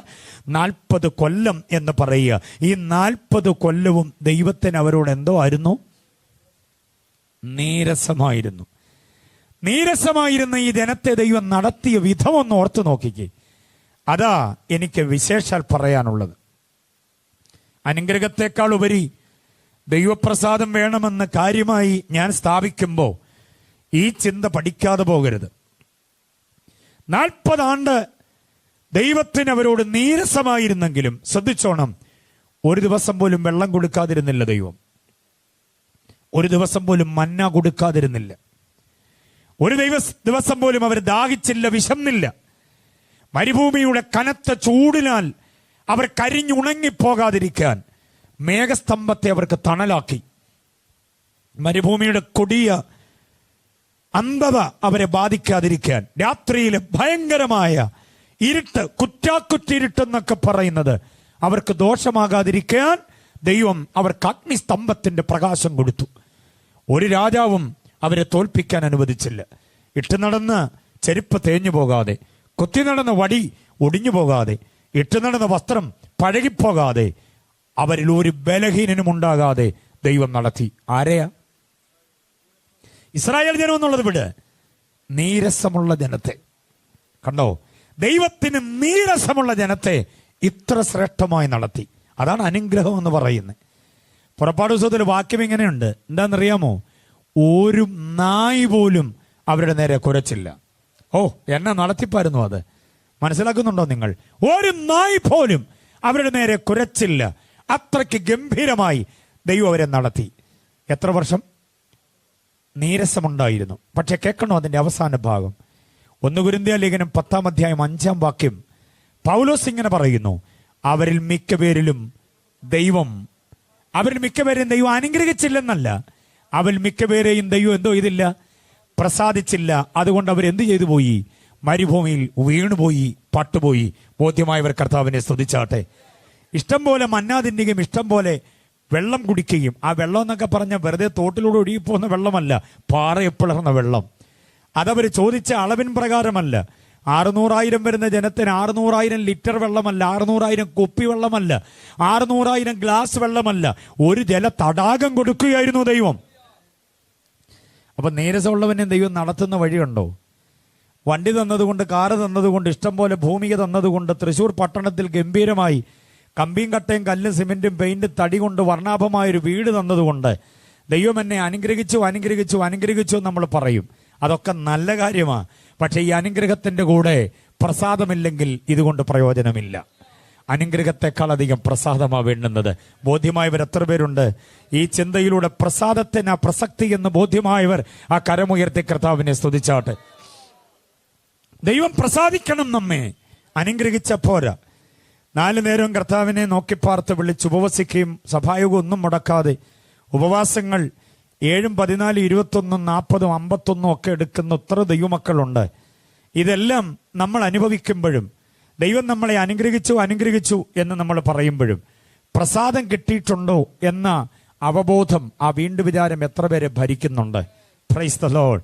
പ്രസാദം പ്രാപിക്കുന്നില്ലെങ്കിൽ നമ്മുടെ ഈ ആത്മീയത കൊണ്ടൊന്നും വലിയ പ്രയോജനമില്ലെന്നുള്ള വസ്തുത നമുക്ക് ബോധ്യമാകും. പ്രിയരെ, അനുഗ്രഹത്തെക്കാൾ ഏറ്റവും ശ്രേഷ്ഠം പ്രസാദമാണ്. ഞാൻ പറഞ്ഞത്, ഈ ആത്മീയ കാര്യപരിപാടികളൊക്കെ ചെയ്യുമ്പോഴും നമ്മെക്കാൾ എല്ലാം ഇതൊന്നും ചെയ്യാത്ത എത്രയെത്ര ആളുകൾ, സത്യദൈവത്തെ സേവിക്കാത്ത, സത്യസുവിശേഷം അറിയാത്ത, ദൈവവചനത്തിന്റെ മുമ്പിൽ പുറംതിരിഞ്ഞ് നടക്കുന്ന എത്രയെത്ര ആളുകൾക്ക് നമ്മളെക്കാൾ വലിയ വീടുകളുണ്ട്, നമ്മളെക്കാൾ സമ്പത്ത് വ്യവസ്ഥിതിയുണ്ട്, നമ്മെക്കാൾ എത്ര മെച്ചമായി അവർ ജീവിക്കുന്നു. അതുകൊണ്ട് ഭൗതിക അനുഗ്രഹങ്ങൾക്കല്ല പ്രധാനം, ദൈവത്തിന്റെ പ്രസാദത്തിന് പ്രധാനം. കഞ്ഞി കുടിക്കാൻ നിർവാഹമില്ലാതിരുന്നിട്ട് കനാനിൽ നിന്ന് കുട്ടയും വട്ടിയും ചാക്കും ഒക്കെയായി യാക്കോബും അവന്റെ പരിവാരങ്ങളും കൂടെ 70 പേർ ഒരുമിച്ച് നടന്ന് മരുഭൂമിയിലൂടെ യോസഫ് മന്ത്രിയായിരിക്കുന്നു എന്നറിഞ്ഞിട്ട് അവിടെ പോയി ഗോതമ്പ് വാങ്ങാൻ, അരി വാങ്ങാൻ, യവം വാങ്ങാൻ, പച്ചക്കറി വാങ്ങാൻ പോയ പോക്ക് ഓർമ്മയുണ്ടോ? ഫറവോൻ, കഠിന മനസ്സുള്ള ഫറവോൻ വല്ലം കൊടുത്തെങ്കിലേ കഞ്ഞി കുടിക്കാൻ നിർവാഹമുള്ളൂ. പക്ഷെ എന്നെ സന്തോഷിപ്പിച്ചൊരു കാര്യം ഉൽപ്പത്തിയിലുണ്ട്. കാലിച്ചാക്കും വട്ടിയും കുട്ടയുമായിട്ടൊക്കെ ഇവർ 75 പേര് അവിടെ ധാന്യം കൊള്ളാൻ ചെല്ലുമ്പോൾ ഒരു വാക്യം ഇങ്ങനെ എഴുതിയിട്ടുണ്ട്. യാക്കോബും ഫറവോനും കൂടെ അല്പസമയത്ത് അഭിമുഖ സംഭാഷണമുണ്ട്. യാക്കോബിനെ പരിചയപ്പെടുന്നു ഫറവോൻ, ഫറവോനെ പരിചയപ്പെടുന്നു യാക്കോബ്. ഏറ്റവും ഒടുവിൽ അഭിമുഖം കഴിഞ്ഞ് പോകാൻ നേരത്ത് യാക്കോബ് എഴുന്നേറ്റ് ഫറവോനെ അനുഗ്രഹിച്ചു. Price the Lord. ഞാൻ പറഞ്ഞ വാചകം മനസ്സിലായോ? ഫറവോൻ ഗോതമ്പ് കൊടുത്തെങ്കിലേ യാക്കോബിന്റെ വീട്ടിൽ കഞ്ഞി ഉണ്ടാവുകയുള്ളൂ. അറിയാമോ? പട്ടിണി കിടന്ന നാട്ടിൽ നിന്ന് ഫറവോന്റെ ഔദാര്യം തേടി ചാക്കുമായിട്ട് വന്നതായി ഇവര്. പക്ഷേ അവന്റെ ധാന്യപ്പുരയ്ക്കകത്ത് ഇഷ്ടം പോലെ ഗോതമ്പും ഒട്ടനവധി കാർഷിക വിഭവങ്ങളും ഒരു ഇനിയും വരാൻ പോകുന്ന ക്ഷാമകാലത്തേക്കും കൂടെ അടുക്കടുക്കായി ചാക്കുംപടി കെട്ടിവെച്ചിട്ടുണ്ട്. ഭണ്ഡാരം തികഞ്ഞിരിക്കുകയാ. പക്ഷേ ഫറവോൻ അനുഗ്രഹം വേണമെങ്കിൽ ഈ പട്ടിണിഭാവം യാക്കോബ് അവിടെ ചെന്നെങ്കിലേ പറ്റുള്ളൂ. യാക്കോബ് അവനെ അനുഗ്രഹിച്ചു. അനുഗ്രഹം തമ്മിലുള്ള വ്യത്യാസം മനസ്സിലാകുന്നുണ്ടോ? ലോകത്തിന്റെ അനുഗ്രഹവും ഒരു ദൈവ പൈതലിന്റെ അനുഗ്രഹവും തമ്മിൽ വ്യത്യാസമുണ്ടെന്ന് അറിയണം. എല്ലാം കൈമുതലായിട്ടുള്ളതല്ല അനുഗ്രഹം, പകരം ദൈവവുമായിട്ടുള്ള നമ്മുടെ പ്രാഗൽഭ്യമാണ് അനുഗ്രഹം. ആ അനുഗ്രഹത്തെക്കാൾ എല്ലാം അധികമായി പ്രസാദമെന്ന് പറയുന്ന ആത്മീയതയുടെ ആഴത്തെ നാം അറിയണം. ഇനി നാം ചിന്തിക്കുന്നത് ആ ദൈവപ്രസാദം തേടാനുള്ള വഴികൾ എന്തൊക്കെയാണ് എന്നത്. വേഗേന നമുക്ക് ആ ഭാഗത്തേക്ക് വരാം. 3-ാമത്തെ കുറിപ്പിലേക്ക് ഞാൻ വരികയാ. ദൈവപ്രസാദം അത് പ്രാപിക്കുവാനുള്ള വഴികൾ, ദൈവവചനത്തിന്റെ വ്യവസ്ഥകൾ എന്തൊക്കെയാ? ദൈവപ്രസാദം പ്രാപിക്കാൻ കുറുക്കു വഴിയൊന്നുമില്ല. വട്ടിപ്പലിശയ്ക്കും കൊള്ളപ്പലിശയ്ക്കും അക്രമം കൊണ്ടും അനീതി കൊണ്ടും പിടിച്ചുപറി കൊണ്ടും മറ്റു തരമായിരിക്കുന്ന തരംതാണ് മൂല്യച്യുതിയിലേക്ക് ഇറങ്ങിപ്പോയിട്ട് ധനം സമ്പാദിച്ചിവിടെ സാമ്പത്തിക അനുഗ്രഹം പ്രാപിച്ച് എത്ര പേരുണ്ട്? സാധാരണക്കാരന് അത്യാവശ്യത്തിന് കൊടുത്തിട്ട് അവന്റെ കയ്യിൽ നിന്ന് കൊള്ളപ്പലിശ വാങ്ങി ധനവാന്മാരായ എത്രയെത്ര ആളുകളുണ്ട്? മനുഷ്യന്റെ പ്രത്യുൽപാദന വ്യവസ്ഥിതിയെയും ആന്തരിക അവയവങ്ങളുടെ ചേതനയെയും അവന്റെ ശ്വസനേന്ദ്രിയ വ്യവസ്ഥിതിയെയും ദഹനേന്ദ്രിയ വ്യവസ്ഥിതിയും ഒക്കെ മൊത്തം താറുമാറാക്കി ഒടുവിൽ ആയുസെത്തുന്നതിനു മുമ്പേ അവനെ പട്ടടയിലേക്ക് എടുക്കാൻ പറ്റിയ പട്ടച്ചാരായം ഉണ്ടാക്കി വിറ്റ് വമ്പൻ മുതലാളിമാരായ എത്രയെത്ര ആളുകളുണ്ട്. അവരൊക്കെ കോടീശ്വരന്മാരായി. മനസ്സിലാകുന്നുണ്ടോ? അങ്ങനെയൊക്കെ ഒത്തിരി ആളുകളുണ്ട്. എന്നാൽ അനുഗ്രഹത്തിന് കുറുക്കുവഴികൾ ഇങ്ങനെ ഒത്തിരി ഉള്ളപ്പോൾ മസിൽ കൊണ്ടോ ഏതെങ്കിലും വിധത്തിലുള്ള നരാധമത്വ പ്രവൃത്തി കൊണ്ടോ ഓരോരുത്തരും അനുഗ്രഹത്തിന്റെ പട്ടികയിലേക്ക് തട്ടകത്തിലേക്ക് കയറുമ്പോൾ ദൈവപ്രസാദത്തിന് കുറുക്കുവഴിയൊന്നുമില്ല. അതിന് വചനത്തിന്റെ വ്യവസ്ഥ പാലിച്ചേ പറ്റൂ. അനുഗ്രഹമല്ല, പ്രസാദം പ്രാപിക്കാൻ ആഗ്രഹിക്കുന്നവരെല്ലാം ഇനി ഞാൻ പറയുന്ന അക്കമിട്ട് ഉപദേശ വിഷയങ്ങളിലേക്ക് വന്നേ പറ്റൂ. തുറന്ന് ദൈവവചനത്തിന്റെ കാഴ്ചപ്പാട് ഞാൻ വിവരിക്കാൻ പോകുന്നത്. ജെനുവിൻ ഗോസ്പല ഇനി പറയാൻ പോകുന്നത്. ഈ പ്രസാദം പ്രാപിപ്പാൻ നാം എന്ത് ചെയ്യണം? കേൾക്കണം. അതിന്റെ 1-ാമത്തെ വ്യവസ്ഥ വളരെ ഗൗരവമാണ്. യോഹന്നാന്റെ സുവിശേഷം 6-ാം അധ്യായം 28-29 വാക്യങ്ങളിലേക്ക് വരുമ്പോൾ ദൈവപ്രസാദം ഏതു വ്യക്തിക്കും ജാതിമത വർണ്ണവർഗ വ്യത്യാസമില്ലാതെ കുലകുടുംബ വ്യത്യാസങ്ങളില്ലാതെ നിറകുലങ്ങളൊന്നും ബാധകമാകാതെ ഏതു മനുഷ്യനാണോ ഈ ഉപദേശത്തിന്റെ വഴിത്താരയിലേക്ക് വരുന്നത് അവൻ പ്രസാദം പ്രാപിപ്പാനിടയാകും. ആ വാക്യത്തെ ഞാൻ പൊരുൾതിരിക്കാൻ പോകുകയാണ്. അതിൻ്റെ 6-ാം അധ്യായം, യോഹന്നാന്റെ സുവിശേഷം 6-ാം അധ്യായം പ്രസക്തമായ അധ്യായമാണ്. അതിൽ യേശുവിൻ്റെ അത്യുഗ്രമായ പ്രഭാഷണമുണ്ട്. യേശുവിൻ്റെ അനുഗ്രഹീതമായ അത്ഭുതങ്ങളുടെ പരമ്പരകളുണ്ട്. അനുഗ്രഹീതമായ ദൈവപുത്രന്റെ ദൈവാത്മശക്തിയുടെ വ്യാപാരത്താലുള്ള ലോകം ഇന്ന് വരെ കണ്ടിട്ടില്ലാത്ത മഹത്തായ പ്രവൃത്തിയുടെ വൈശിഷ്ട്യങ്ങൾ അനവധിയുണ്ട്. അതൊന്നും വിവരിക്കുന്നില്ല. ഇതെല്ലാം കണ്ടും കിട്ടും അത്ഭുതപരിതന്ത്രരായി പോയ പരീശന്മാരും ഹെരോദാക്കന്മാരും പിന്നെ യസന്യരും ഈ എരിവുകാരും ഒത്തിരി സദൂക്യരടക്കമുള്ള ഒരു വലിയ ജനാവലി. എൻ്റെ കർത്താവ് ആ കാലത്ത് എതിലൂടെ യാത്ര ചെയ്താലും ഒരു വലിയ ജനാവലി അവൻ്റെ കൂടെ ഉണ്ടായിരുന്നു. ഇവിടെയും ഒരു വലിയ ജനാവലി ഉണ്ട്. ഈ ജനാവലി അവൻ്റെ ഈടുറ്റ വചന പ്രഭാഷണം കേട്ട് തിരുവായും ഒഴിഞ്ഞരുളി ചെയ്ത അത്യുഗ്ര പ്രഭാഷണം അവരുടെ റബ്ബിമാർ പറയുന്നതിനേക്കാൾ അധികാരത്തോടെ, അവരുടെ മതപണ്ഡിതന്മാർ ചെയ്തിട്ടുള്ളതിനേക്കാൾ ഗൗരവത്തോടെ ചെയ്തുകൂട്ടിയ കാര്യങ്ങൾ കണ്ട് അന്തം വിട്ട് നിന്ന പരീശപക്ഷത്തിലെ ഒരു കൂട്ടം ആളുകൾ മുൻപോട്ട് കയറി വന്ന് യേശുവിനോടൊരു ചോദ്യം. 28-ാം വാക്യം, ഗുരു, ദൈവം ഞങ്ങളിൽ പ്രസാദിക്കാൻ ഞങ്ങൾ എന്ത് ചെയ്യണം? കണ്ടോ, ചതകുപ്പ ജീരകമടക്കമുള്ള സകലതിലും പതാരം കൊടുക്കുകയും ദശാംശം കൃത്യമായി കൊടുക്കുകയും ദൈവനാമ മഹത്വത്തിന് വേണ്ടി എരിവോടെ നിൽക്കുകയും വചനത്തിന്റെ വ്യവസ്ഥിതികളിൽ നിന്ന് വ്യതിചലിക്കാതെ കരുത്തോടെ നിൽക്കുകയും ചെയ്യുന്ന പരീശന്മാർ ചോദിക്കുക, ദൈവം ഞങ്ങളിൽ പ്രസാദിക്കാൻ ഞങ്ങൾ എന്ത് ചെയ്യണം എന്ന് പറഞ്ഞ അർത്ഥം എന്താണെന്നറിയാവോ? ഇതുവരെയുള്ള യേശുവിൻ്റെ പ്രഭാഷണം ഉപദേശം കേട്ടപ്പോൾ അവർക്ക് മനസ്സിലായി, ഈ ചെയ്യുന്നത് കൊണ്ടൊന്നും ദൈവം എന്തോ ചെയ്യത്തില്ല, പ്രസാദിക്കത്തില്ല. പള്ളി പോകുന്നുണ്ടും പെരുന്നാൾ കൂടുന്നത് കൊണ്ടും തിരുനാളും യാഗവും യോഗവും ഒക്കെ കൂടുന്നുണ്ട്. ലേവ്യ നിയമം അനുസരിച്ചുള്ള സകല ചിട്ടവട്ടങ്ങളും വള്ളിപുള്ളി വിസർഗങ്ങൾ വിട്ടുകളയാതെ ഞങ്ങൾ ചെയ്യുന്നുണ്ട്. ഗുരു, അങ്ങയുടെ പ്രസംഗം കേട്ടപ്പോൾ ഞങ്ങൾക്കിപ്പോൾ ബോധം വീണു, ഇതുകൊണ്ടൊന്നും ദൈവം ഞങ്ങളിൽ എന്തോ ചെയ്യത്തില്ല, പ്രസാദിക്കത്തില്ല. കിണ്ടികിണ്ടങ്ങളുടെ പുറം മാത്രം നന്നായി വെടിപ്പാക്കി അകം മുഴുവനും ക്ലാവ് പുരണ്ട് തുരുമ്പ് പുരണ്ടിരിക്കുകയാണ്. കല്ലറയുടെ പുറം മൊത്തവും നന്നായി വർഷാവർഷങ്ങൾ വെളിപ്പാക്കി വെള്ള നന്നായി പൂശിയിട്ട് പേരും പെരുമയൊക്കെ നന്നായി വടിവത്തെ അക്ഷരത്തിൽ എഴുതാറുണ്ട്. പക്ഷെ അകത്തോട്ട് നോക്കിയാൽ ആകപ്പാടെ ദുർഗന്ധം വമിക്കുന്ന ഇടപാടാ. അതൊക്കെ ഞങ്ങളുടെ ജീവിതത്തിന്റെ നേർക്കാഴ്ചയാന്നുള്ളത് ഇപ്പം ഞങ്ങൾക്കൊക്കെ മനസ്സിലായി. അന്തരംഗത്തിലെ സത്യം മാത്രം ഇച്ഛിക്കുന്ന ഒരു ദൈവം മുൻപാകെ ഞങ്ങൾ പ്രസാദമുള്ളവരാകാൻ വേറെ ചിലത് കൂടെ ഞങ്ങൾ ചെയ്തേ പറ്റൂ. അതെന്താണെന്നൊന്ന് പറഞ്ഞു തരാമോ? അതാണ് 28-ാം വാക്യത്തിലെ ചോദ്യത്തിന്റെ പ്രത്യേകത. ചോദ്യം കേട്ട മാത്രയിൽ യേശു അല്പം പോലും വൈകാതെ 29-ാമത് വാക്യത്തിൽ ഉത്തരം കൊടുക്കുന്നത് നമ്മുടെ ചിന്തയ്ക്ക് വിഷയമാകേണ്ടത്.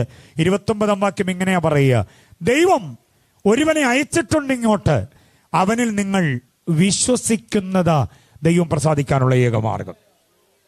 എത്ര പേർക്ക് മനസ്സിലായി? ദൈവം അയച്ചവനിൽ നിങ്ങൾ വിശ്വസിക്കുമ്പോഴാ നിങ്ങളിൽ എന്തോ ഉണ്ടാകുക? ദൈവപ്രസാദം. ഈ വിഷയത്തെ ആസ്പദമാക്കിയ ഈ പൊതുയോഗത്തിൽ സുവിശേഷത്തിന്റെ സന്ദേശം പൊതുവായി അങ്ങോട്ട് പ്രഘോഷിക്കാൻ പോവുക. യേശുവിൽ വിശ്വസിക്കുന്നവനിലെ ദൈവം പ്രസാദിക്കുകയുള്ളൂ. യേശുവിലെ വിശ്വാസം എന്നാൽ എന്താ എന്ന് ഇനി അങ്ങോട്ട് പറയാൻ പോവുക. യേശുവിൽ വിശ്വസിക്കാത്ത ഒറ്റ വ്യക്തിയിലും ദൈവം പ്രസാദിക്കില്ല. ഏത് ദൈവമാ പ്രസാദിക്കേണ്ടതെന്നും കൂടെ പറയണം ഇതിന്റെ പ്രഭാഷകൻ എന്ന നിലയിൽ. ഒട്ടനവധി ദൈവങ്ങളുണ്ടല്ലോ, അതിലേത് ദൈവത്തിന്റെ പ്രസാദമാണ് നമുക്ക് വേണ്ടുന്നത് എന്നതൊരാശയക്കുഴപ്പമാണ്. ദൈവങ്ങളെ ഇവിടെ ഓരോരുത്തരും മത്സരിച്ച് അവതരിപ്പിക്കുകയാണ്. പക്ഷേ ആ മത്സരത്തിന്റെ ഭാഗത്തേക്കൊന്നും നമ്മൾ ചിന്തിക്കേണ്ടതില്ല. എന്നെ കേൾക്കുന്ന ജനത പ്രബുദ്ധ ജനതയാ. വിദ്യാഭ്യാസം കൊണ്ട് പ്രബുദ്ധരായ, സംഘടന കൊണ്ട് ശാക്തീകരണം വന്നിട്ടുള്ള, സംസ്കൃതിയുടെ ഉന്നത തലത്തിൽ എത്തി നിൽക്കുന്ന, ആത്മീക ബോധനങ്ങൾ അനവധിയുള്ള, ഒരർത്ഥത്തിൽ കേരളത്തിന്റെ തലസ്ഥാന നഗരിയാകേണ്ട തൃശ്ശൂര്, തിരുവനന്തപുരം എങ്ങനെയോ ആയിപ്പോയതാ. തൃശ്ശൂരാണ് സംസ്കൃതിയുടെ തലസ്ഥാനം. ഞാൻ ഇഷ്ടപ്പെടുന്ന ഒരു പട്ടണമായി ഇവിടം. അപ്പൊ ഇവിടുത്തുകാരെന്ന് പറഞ്ഞാൽ ആശയ ഗാംഭീര്യതയുള്ളവരാ. അതുകൊണ്ട് ഒട്ടനവധി ദൈവങ്ങളെക്കുറിച്ചൊക്കെ പറഞ്ഞാൽ ആശയങ്ങൾ വിവരിക്കപ്പെടാതെ തന്നെ ബോധ്യമാകും. ഒത്തിരി ദൈവങ്ങളുടെ പുറകെ ഒന്നും പോകണ്ട. പ്രസാദം തേടേണ്ടത് ഒറ്റ ദൈവത്തിൽ നിന്ന്. ആ ദൈവത്തിന് ഞാനൊരു പേര് പറയാം, ഏക സത്യ ദൈവം. എത്ര പേര് സമ്മതിക്കുന്നുണ്ട്? ഉദ്ദിഷ്ടകാര്യങ്ങളുടെ ലബ്ധിക്ക് വേണ്ടി വിവിധ ഭാവരൂപ വണ്ണ വലിപ്പത്തിലൊക്കെ ഒത്തിരി ഉണ്ടാകാം. ഓരോ മതങ്ങൾക്കും അതതിൻ്റേതുണ്ടാകാം. ഓരോ ഗോത്രത്തിനും കുലത്തിനും കുടുംബത്തിനുമൊക്കെ ഉണ്ടാകാം. പക്ഷെ കേൾക്കണം, നാം പ്രസാദം പ്രാപിക്കേണ്ട ദൈവത്തെക്കുറിച്ച് ഒരു വാക്ക് പറയുക. അപ്പോസ്തലപ്രവൃത്തിയുടെ പുസ്തകം 14-ാം അധ്യായം അതിന്റെ 15-ാമത് വാക്യം. ഏത് ദൈവത്തിൽ നിന്നാ സുഹൃത്തെ പ്രസാദം പ്രാപിക്കുക? ഒട്ടനവധി ദൈവങ്ങളെ താങ്കൾക്കറിയാം.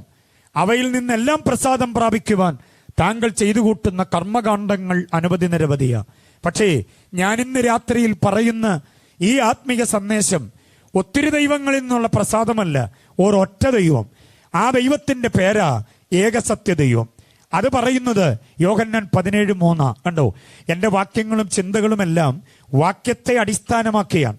എൻ്റെ വാചകങ്ങളും ആശയങ്ങളും ഈ പ്രഭാഷണത്തിൽ ഞാൻ പറയുന്നതൊക്കെ വാക്യങ്ങളെ അടിസ്ഥാനമാക്കിയ.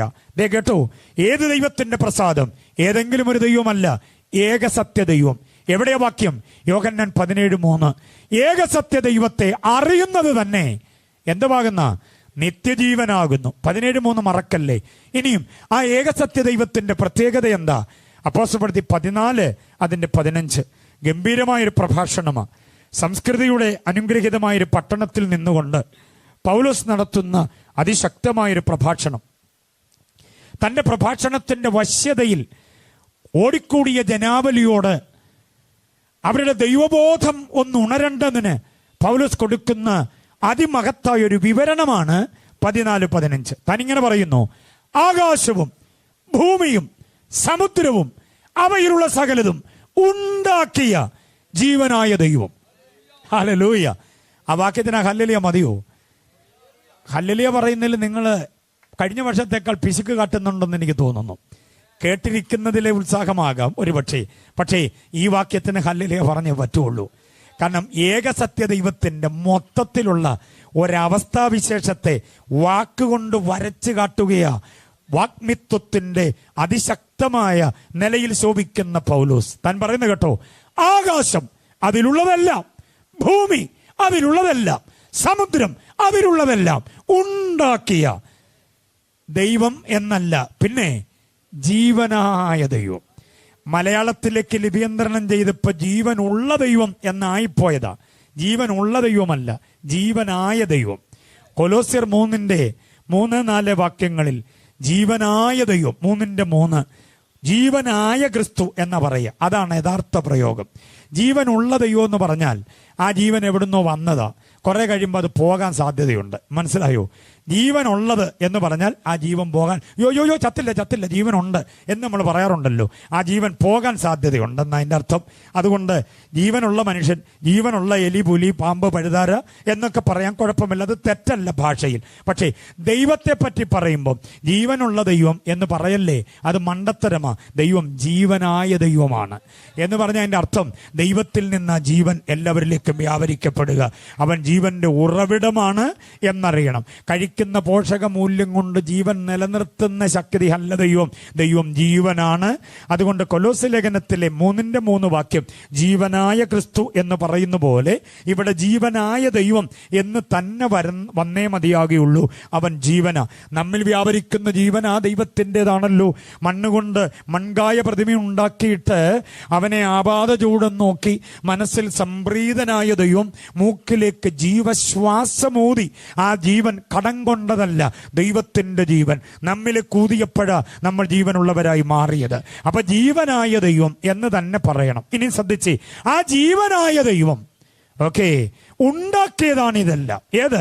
ആകാശം, അതിലുള്ള കോടാനുകോടി നക്ഷത്രജാലങ്ങൾ, ഗ്രഹങ്ങൾ, ഉപഗ്രഹങ്ങൾ എല്ലാം നമ്മുടെ തലയ്ക്ക് മീതെ നീലാകാശത്തിൽ എങ്ങും ഉറപ്പിച്ചു നിർത്താതെ അതതിൻ്റെ ഭ്രമണപഥത്തിൽ എത്രയോ മൈലുകൾ വേഗത്തിൽ അയനം ചെയ്യാൻ വേണ്ടി ക്രമീകരിച്ച് നമ്മുടെ തലയ്ക്ക് മീതെ വാരിയിട്ടിരിക്കുന്നു. ഈ ഭൂമിയെയും അതല്ല സൂര്യനെയുമൊക്കെ ആയിരക്കണക്കിനല്ല ലക്ഷക്കണക്കിന് ഭൂമിയെയും സൂര്യനെയും ഒക്കെ വിഴുങ്ങാൻ പര്യാപ്തമായ വമ്പൻ നക്ഷത്രങ്ങൾ നമ്മുടെ തലയ്ക്ക് മീതെയുണ്ട്. തമ്മിൽ തട്ടി തകർന്ന് തരിപ്പണമാകാതെ കൃത്യാനുപാതത്തിൽ അതതിൻ്റെ വഴിയിലൂടെ മാത്രം യാത്ര ചെയ്യാൻ അവയെ നിയന്ത്രിക്കുന്ന ഒരു ജീവനുണ്ട്. മനസ്സിലായോ? ഒരു നിയന്ത്രണ ശക്തി, അതാണ് ദൈവം. ഹല്ലേലൂയ. മനസ്സിലായില്ലേ? ഇനി ഭൂമിയിലേക്ക് ഇറങ്ങിയാലോ, ജീവിയ ലോകത്തിന്റെ മുഴുവൻ നിലനിൽപ്പിന് ആവശ്യമായ ആവാസ വ്യവസ്ഥിതി ക്രമീകരിച്ച് ആന മുതൽ അമീബ വരെയുള്ള സമസ്ത ജീവജാലത്തിനും അതതിൻ്റെ ആഹാരം ക്രമീകരിച്ച് അവയെ പരിപാലിച്ച് പരിരക്ഷിച്ച് പരിപോഷിച്ചു പോകുന്ന ഒരു ജഗന്നിയന്താവ്. അതാണ് ഏക സത്യദൈവം. മനസ്സിലായോ? ഇനി സമുദ്രം നോക്കിക്കേ, അതിനകത്തുള്ള സമസ്ത ജീവജാലങ്ങളും നീലത്തിമിങ്ങലവും പിന്നെ ഈ വെള്ളത്തിന്റെ മീതെ തത്തിക്കളിക്കുന്ന കുഞ്ഞുമീന്, ഒരു മണി അരി മുറിച്ചാൽ അതിൽ ഒരു തരി വേണ്ടുന്ന ഒരു കുഞ്ഞുമീനിനും ഒരു നേരം 1 ടൺ ആഹാരം വേണ്ടുന്ന നീലത്തിമിങ്ങലത്തെയും സമുദ്രത്തിൽ പരിപാലിക്കുന്ന ദൈവം, ആ ദൈവമാണ് ഏക സത്യദൈവം. അതാണ് പൗലോസ് പറയുന്നത്, ആകാശവും ഭൂമിയും അതിലുള്ളതെല്ലാം ഉണ്ടാക്കിയ, സമുദ്രവും അതിലുള്ളതെല്ലാം ഉണ്ടാക്കിയ ജീവനായ ദൈവം, ആ ദൈവമാണ് യഥാർത്ഥ ദൈവം. ആ ദൈവമാണ് പ്രസാദിക്കേണ്ടത്. അതുകൊണ്ടാണ് 115 സങ്കീർത്തനത്തിൽ പറയുന്നത്, ആകാശവും ഭൂമിയും ഉണ്ടാക്കിയ യഹോവയാൽ നിങ്ങൾ അനുഗ്രഹിക്കപ്പെടട്ടെ. സ്തോത്രം. അപ്പൊ ഏതെങ്കിലും ഒരു ദൈവത്തിന്റെ പ്രസാദം തേടി രാത്രിയും പകലും തെക്കുപടക്ക് കിഴക്ക് പടിഞ്ഞാറ് ഓടുന്നത് നിർത്തിയിട്ട് ഈ ദൈവം, ഏത് ദൈവം? ഏതെങ്കിലും ശില്പിയുടെ ശില്പചാതുര്യതയ്ക്കകത്ത് വിരിയാതെ നിൽക്കുന്നൊരു ദൈവം, ബുദ്ധിപരമായി ആർക്കും വിവരിച്ചു തീർക്കുവാൻ കഴിയാത്ത വിധം മനുഷ്യന്റെ വിഭാവനയ്ക്കപ്പുറത്തുള്ള ഒരു ശക്തി വിശേഷമായ ദൈവം. മനസ്സിലായോ? തച്ചിന് കുത്തിയിരുന്ന് ആർക്കും ഉണ്ടാക്കാൻ കഴിയാത്ത ഒരു ദൈവം. ഉണ്ടായവനല്ല, ഞാൻ പറഞ്ഞ വാചകം ശ്രദ്ധിച്ചോണം. ഉണ്ടായവനല്ല, ഉണ്ടാക്കപ്പെട്ടവനുമല്ല, ഉള്ളവനായൊരു ദൈവം. ഹല്ലേലൂയ. മനസ്സിലാകുന്നുണ്ടോ എൻ്റെ വാചകം? ഉണ്ടായതല്ല, പിന്നെ ഉണ്ടാക്കപ്പെട്ടതുമല്ല, പിന്നെ എങ്ങനെ? ഉള്ളവനായൊരു ദൈവം. ആ ദൈവത്തിന്റെ പ്രസാദമാണ് വേണ്ടത്. എത്ര പേര് ആഗ്രഹിക്കുന്നുള്ളത്? ആ ദൈവം നമ്മിൽ പ്രസാദിക്കണമെന്നുണ്ടെങ്കിൽ എന്തോ ചെയ്യണം? അതാണ് 29 പറയുന്നത്. ആ ദൈവം രക്ഷാകര ദൗത്യം നിവർത്തിക്കേണ്ടതിനു വേണ്ടി പാർത്തലത്തിൽ അവതരിപ്പിച്ചു ഒരുവനെ. ആരെ? തൻ്റെ പുത്രനായ യേശുവിനെ. അവനിൽ വിശ്വസിക്കുന്നവരില്ല ആ ദൈവം പ്രസാദിക്കുന്നത്. വിശ്വസിച്ചു എന്ന് ബോധ്യമുള്ളവർ എത്ര പേരുണ്ട്? ആ യേശുവിൽ ഞാൻ വിശ്വസിച്ചു, അതുകൊണ്ട് ആ കർത്താവിൻ്റെ പ്രസാദം എൻ്റെ മേലുണ്ട്. അങ്ങനെയുള്ളവരെ കരമുയർത്തി കർത്താവിനെ ഒന്നുകൂടെ സ്തുതിക്കാം. ഇനി ഈ കരമുയർത്തിയവരോടും ഉയർത്താതെ ആശങ്കയോടിരുന്നവരോടും, ഞാൻ ഉയർത്തണോ എന്ന് ഒരു സംശയത്തോടിരുന്നവരോടും, ഇതിലൊന്നും ഇടപെടാതെ നിർനിമേഷരായിട്ട് അങ്ങ് മാറി നിൽക്കുന്നവരോടൊക്കെയായി ഇനി ഞാൻ പറയുക, യേശുവിൽ വിശ്വാസം എന്ന് പറഞ്ഞാൽ എന്തുവാ? ദൈവപ്രസാദം ലഭിക്കത്തക്ക നിലയിൽ യേശുവിൽ വിശ്വസിക്കണമെന്ന് പറഞ്ഞാൽ അതെന്താണ് എന്ന് നാം തിരിച്ചറിയണം. പ്രിയരെ, ക്രിസ്തുവേശുവിൽ വിശ്വാസം എന്ന് പറഞ്ഞാൽ ഒരു അനുഗ്രഹീതമായ ആത്മീയ സംസ്കാരമാണെന്നറിയണം. മനസ്സിലാകുന്നുണ്ടോ? അത് മനസ്സിലാക്കണമെങ്കിൽ ക്രിസ്തുവേശുവിലെ വിശ്വാസത്തിന് മുൻപുള്ള കാലം, ക്രിസ്തുവേശുവിലെ വിശ്വാസത്തിന് ശേഷമുള്ള കാലം, 2 കാലങ്ങളെ നാം തിരിച്ചറിയുമ്പോൾ മാത്രമേ ക്രിസ്തുവേശുവിലെ വിശ്വാസം എന്ന മഹത്തായിരിക്കുന്ന വിഷയത്തിന്റെ ആഴം ഗ്രഹിക്കാൻ കഴിയൂ. ക്രിസ്തുവിലെ വിശ്വാസത്തിന് മുൻപ് എങ്ങനെയായിരുന്നു നാം, ക്രിസ്തുവിലെ വിശ്വാസം വന്ന ശേഷം എങ്ങനെയാണ് നാം എന്ന് തിരിച്ചറിയണം. 1, 2, 3 വാക്യം ഞാൻ പരിചയപ്പെടുത്തട്ടെ. ആ വാക്യത്തിലൂടെ ഈ മുൻകാലം പിൻകാലം നിങ്ങൾക്ക് ബോധ്യമാകാൻ ഇടയായി തീരും. 1-ാമത്തെ വാക്യം ഗലാത്യ ലേഖനം 4-ാം അധ്യായം അതിൻ്റെ 8-ാമത് വാക്യമാണ്. വാക്യങ്ങളിലൂടെയാ ഞാൻ ഈ ചിന്തകളെ നിങ്ങളുടെ മുമ്പിൽ അവതരിപ്പിക്കാൻ ആഗ്രഹിക്കുന്നത്. ഗലാത്യ ലേഖനം 4-ാം അധ്യായം അതിൻ്റെ 8-ാമത് വാക്യം വളരെ ഗൗരവമായിരിക്കുന്ന ഒരു വാക്യമാണ്. യേശുവിൽ വിശ്വസിക്കുന്നതിന് മുൻപ് ഒരുവന്റെ ജീവിതത്തിന്റെ അവസ്ഥ എങ്ങനെയായിരുന്നു എന്ന് 4-ന്റെ 8-ാം വാക്യത്തിൽ പറയുന്നുണ്ട്. 9-ാം വാക്യം വിശ്വാസത്തിലേക്ക് വന്ന ശേഷം എങ്ങനെയായിരുന്നു എന്നും വെളിപ്പെടുത്തുന്നുണ്ട്. 8-ാം വാക്യം ശ്രദ്ധിച്ചേ. അന്ന് നിങ്ങൾ ദൈവത്തെ അറിയാതെ സ്വഭാവത്താൽ ദൈവങ്ങളല്ലാത്തവയ്ക്ക് എന്ത് ചെയ്തിരുന്നു?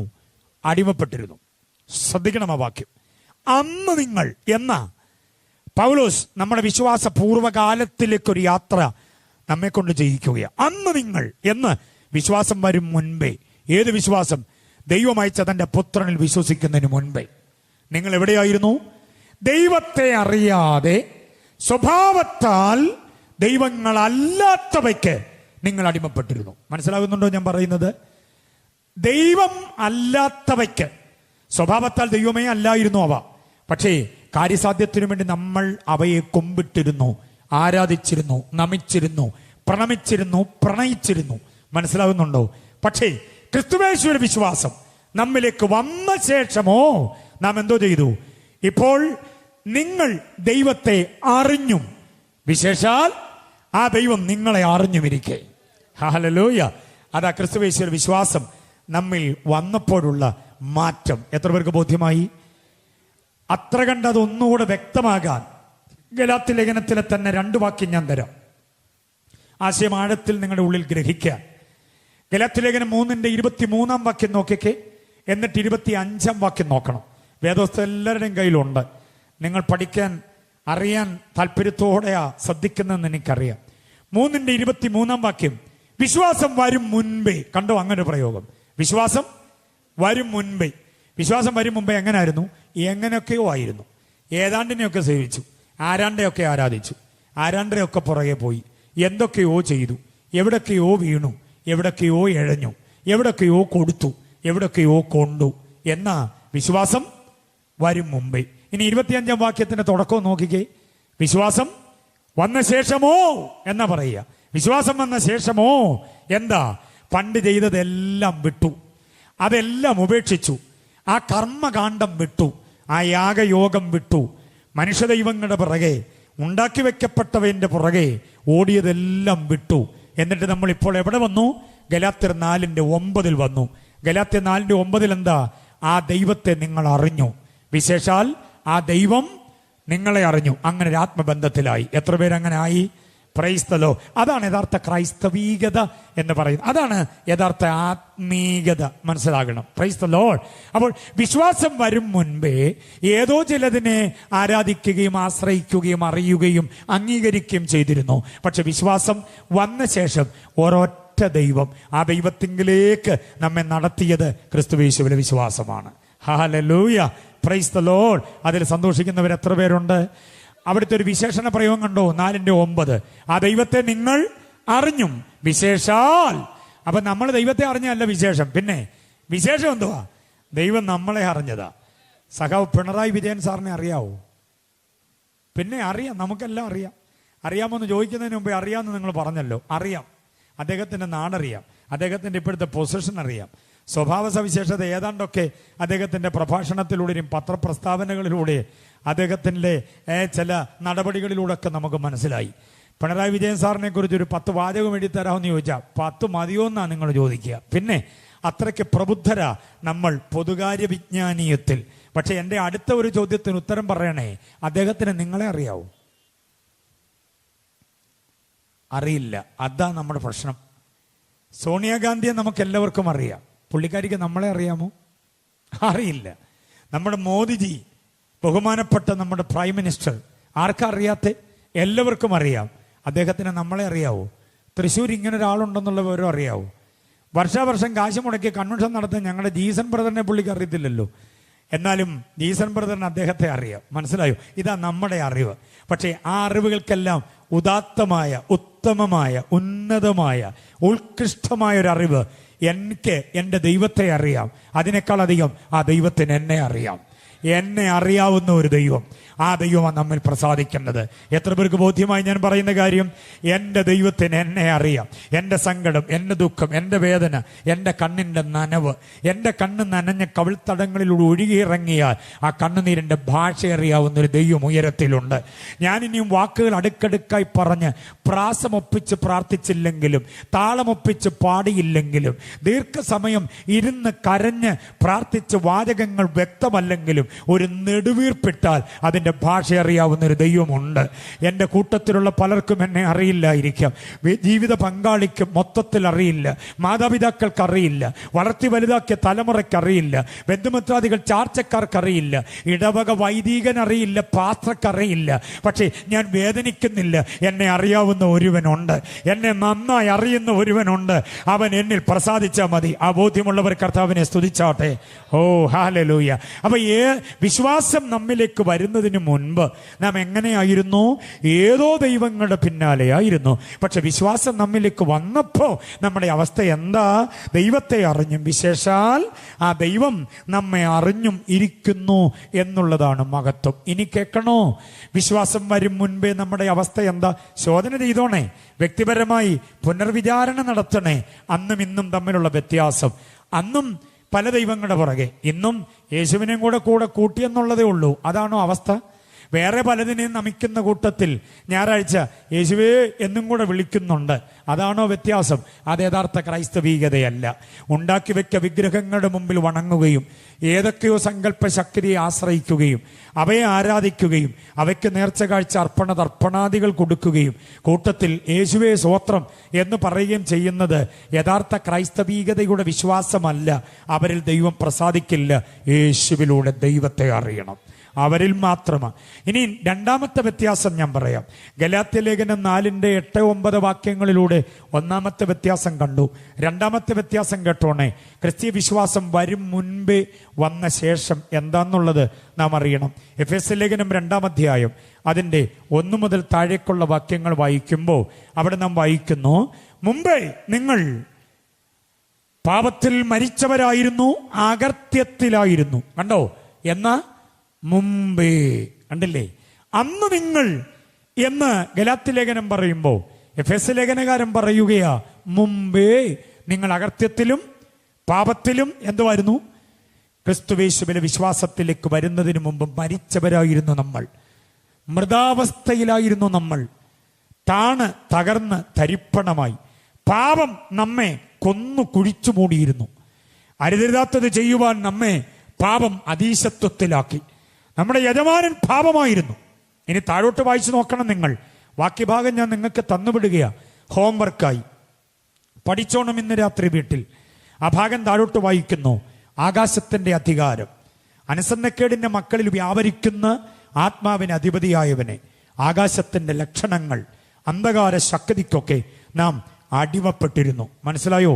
എന്ന് പറഞ്ഞാൽ എന്തെങ്കിലും നല്ല കാര്യം ചെയ്യാൻ, ഇറങ്ങാൻ, കയറാൻ, തുടങ്ങാൻ, ഒടുങ്ങാൻ ഒക്കെ നമ്മൾ ആകാശത്തിന്റെ ലക്ഷണം നോക്കിയിരുന്നു.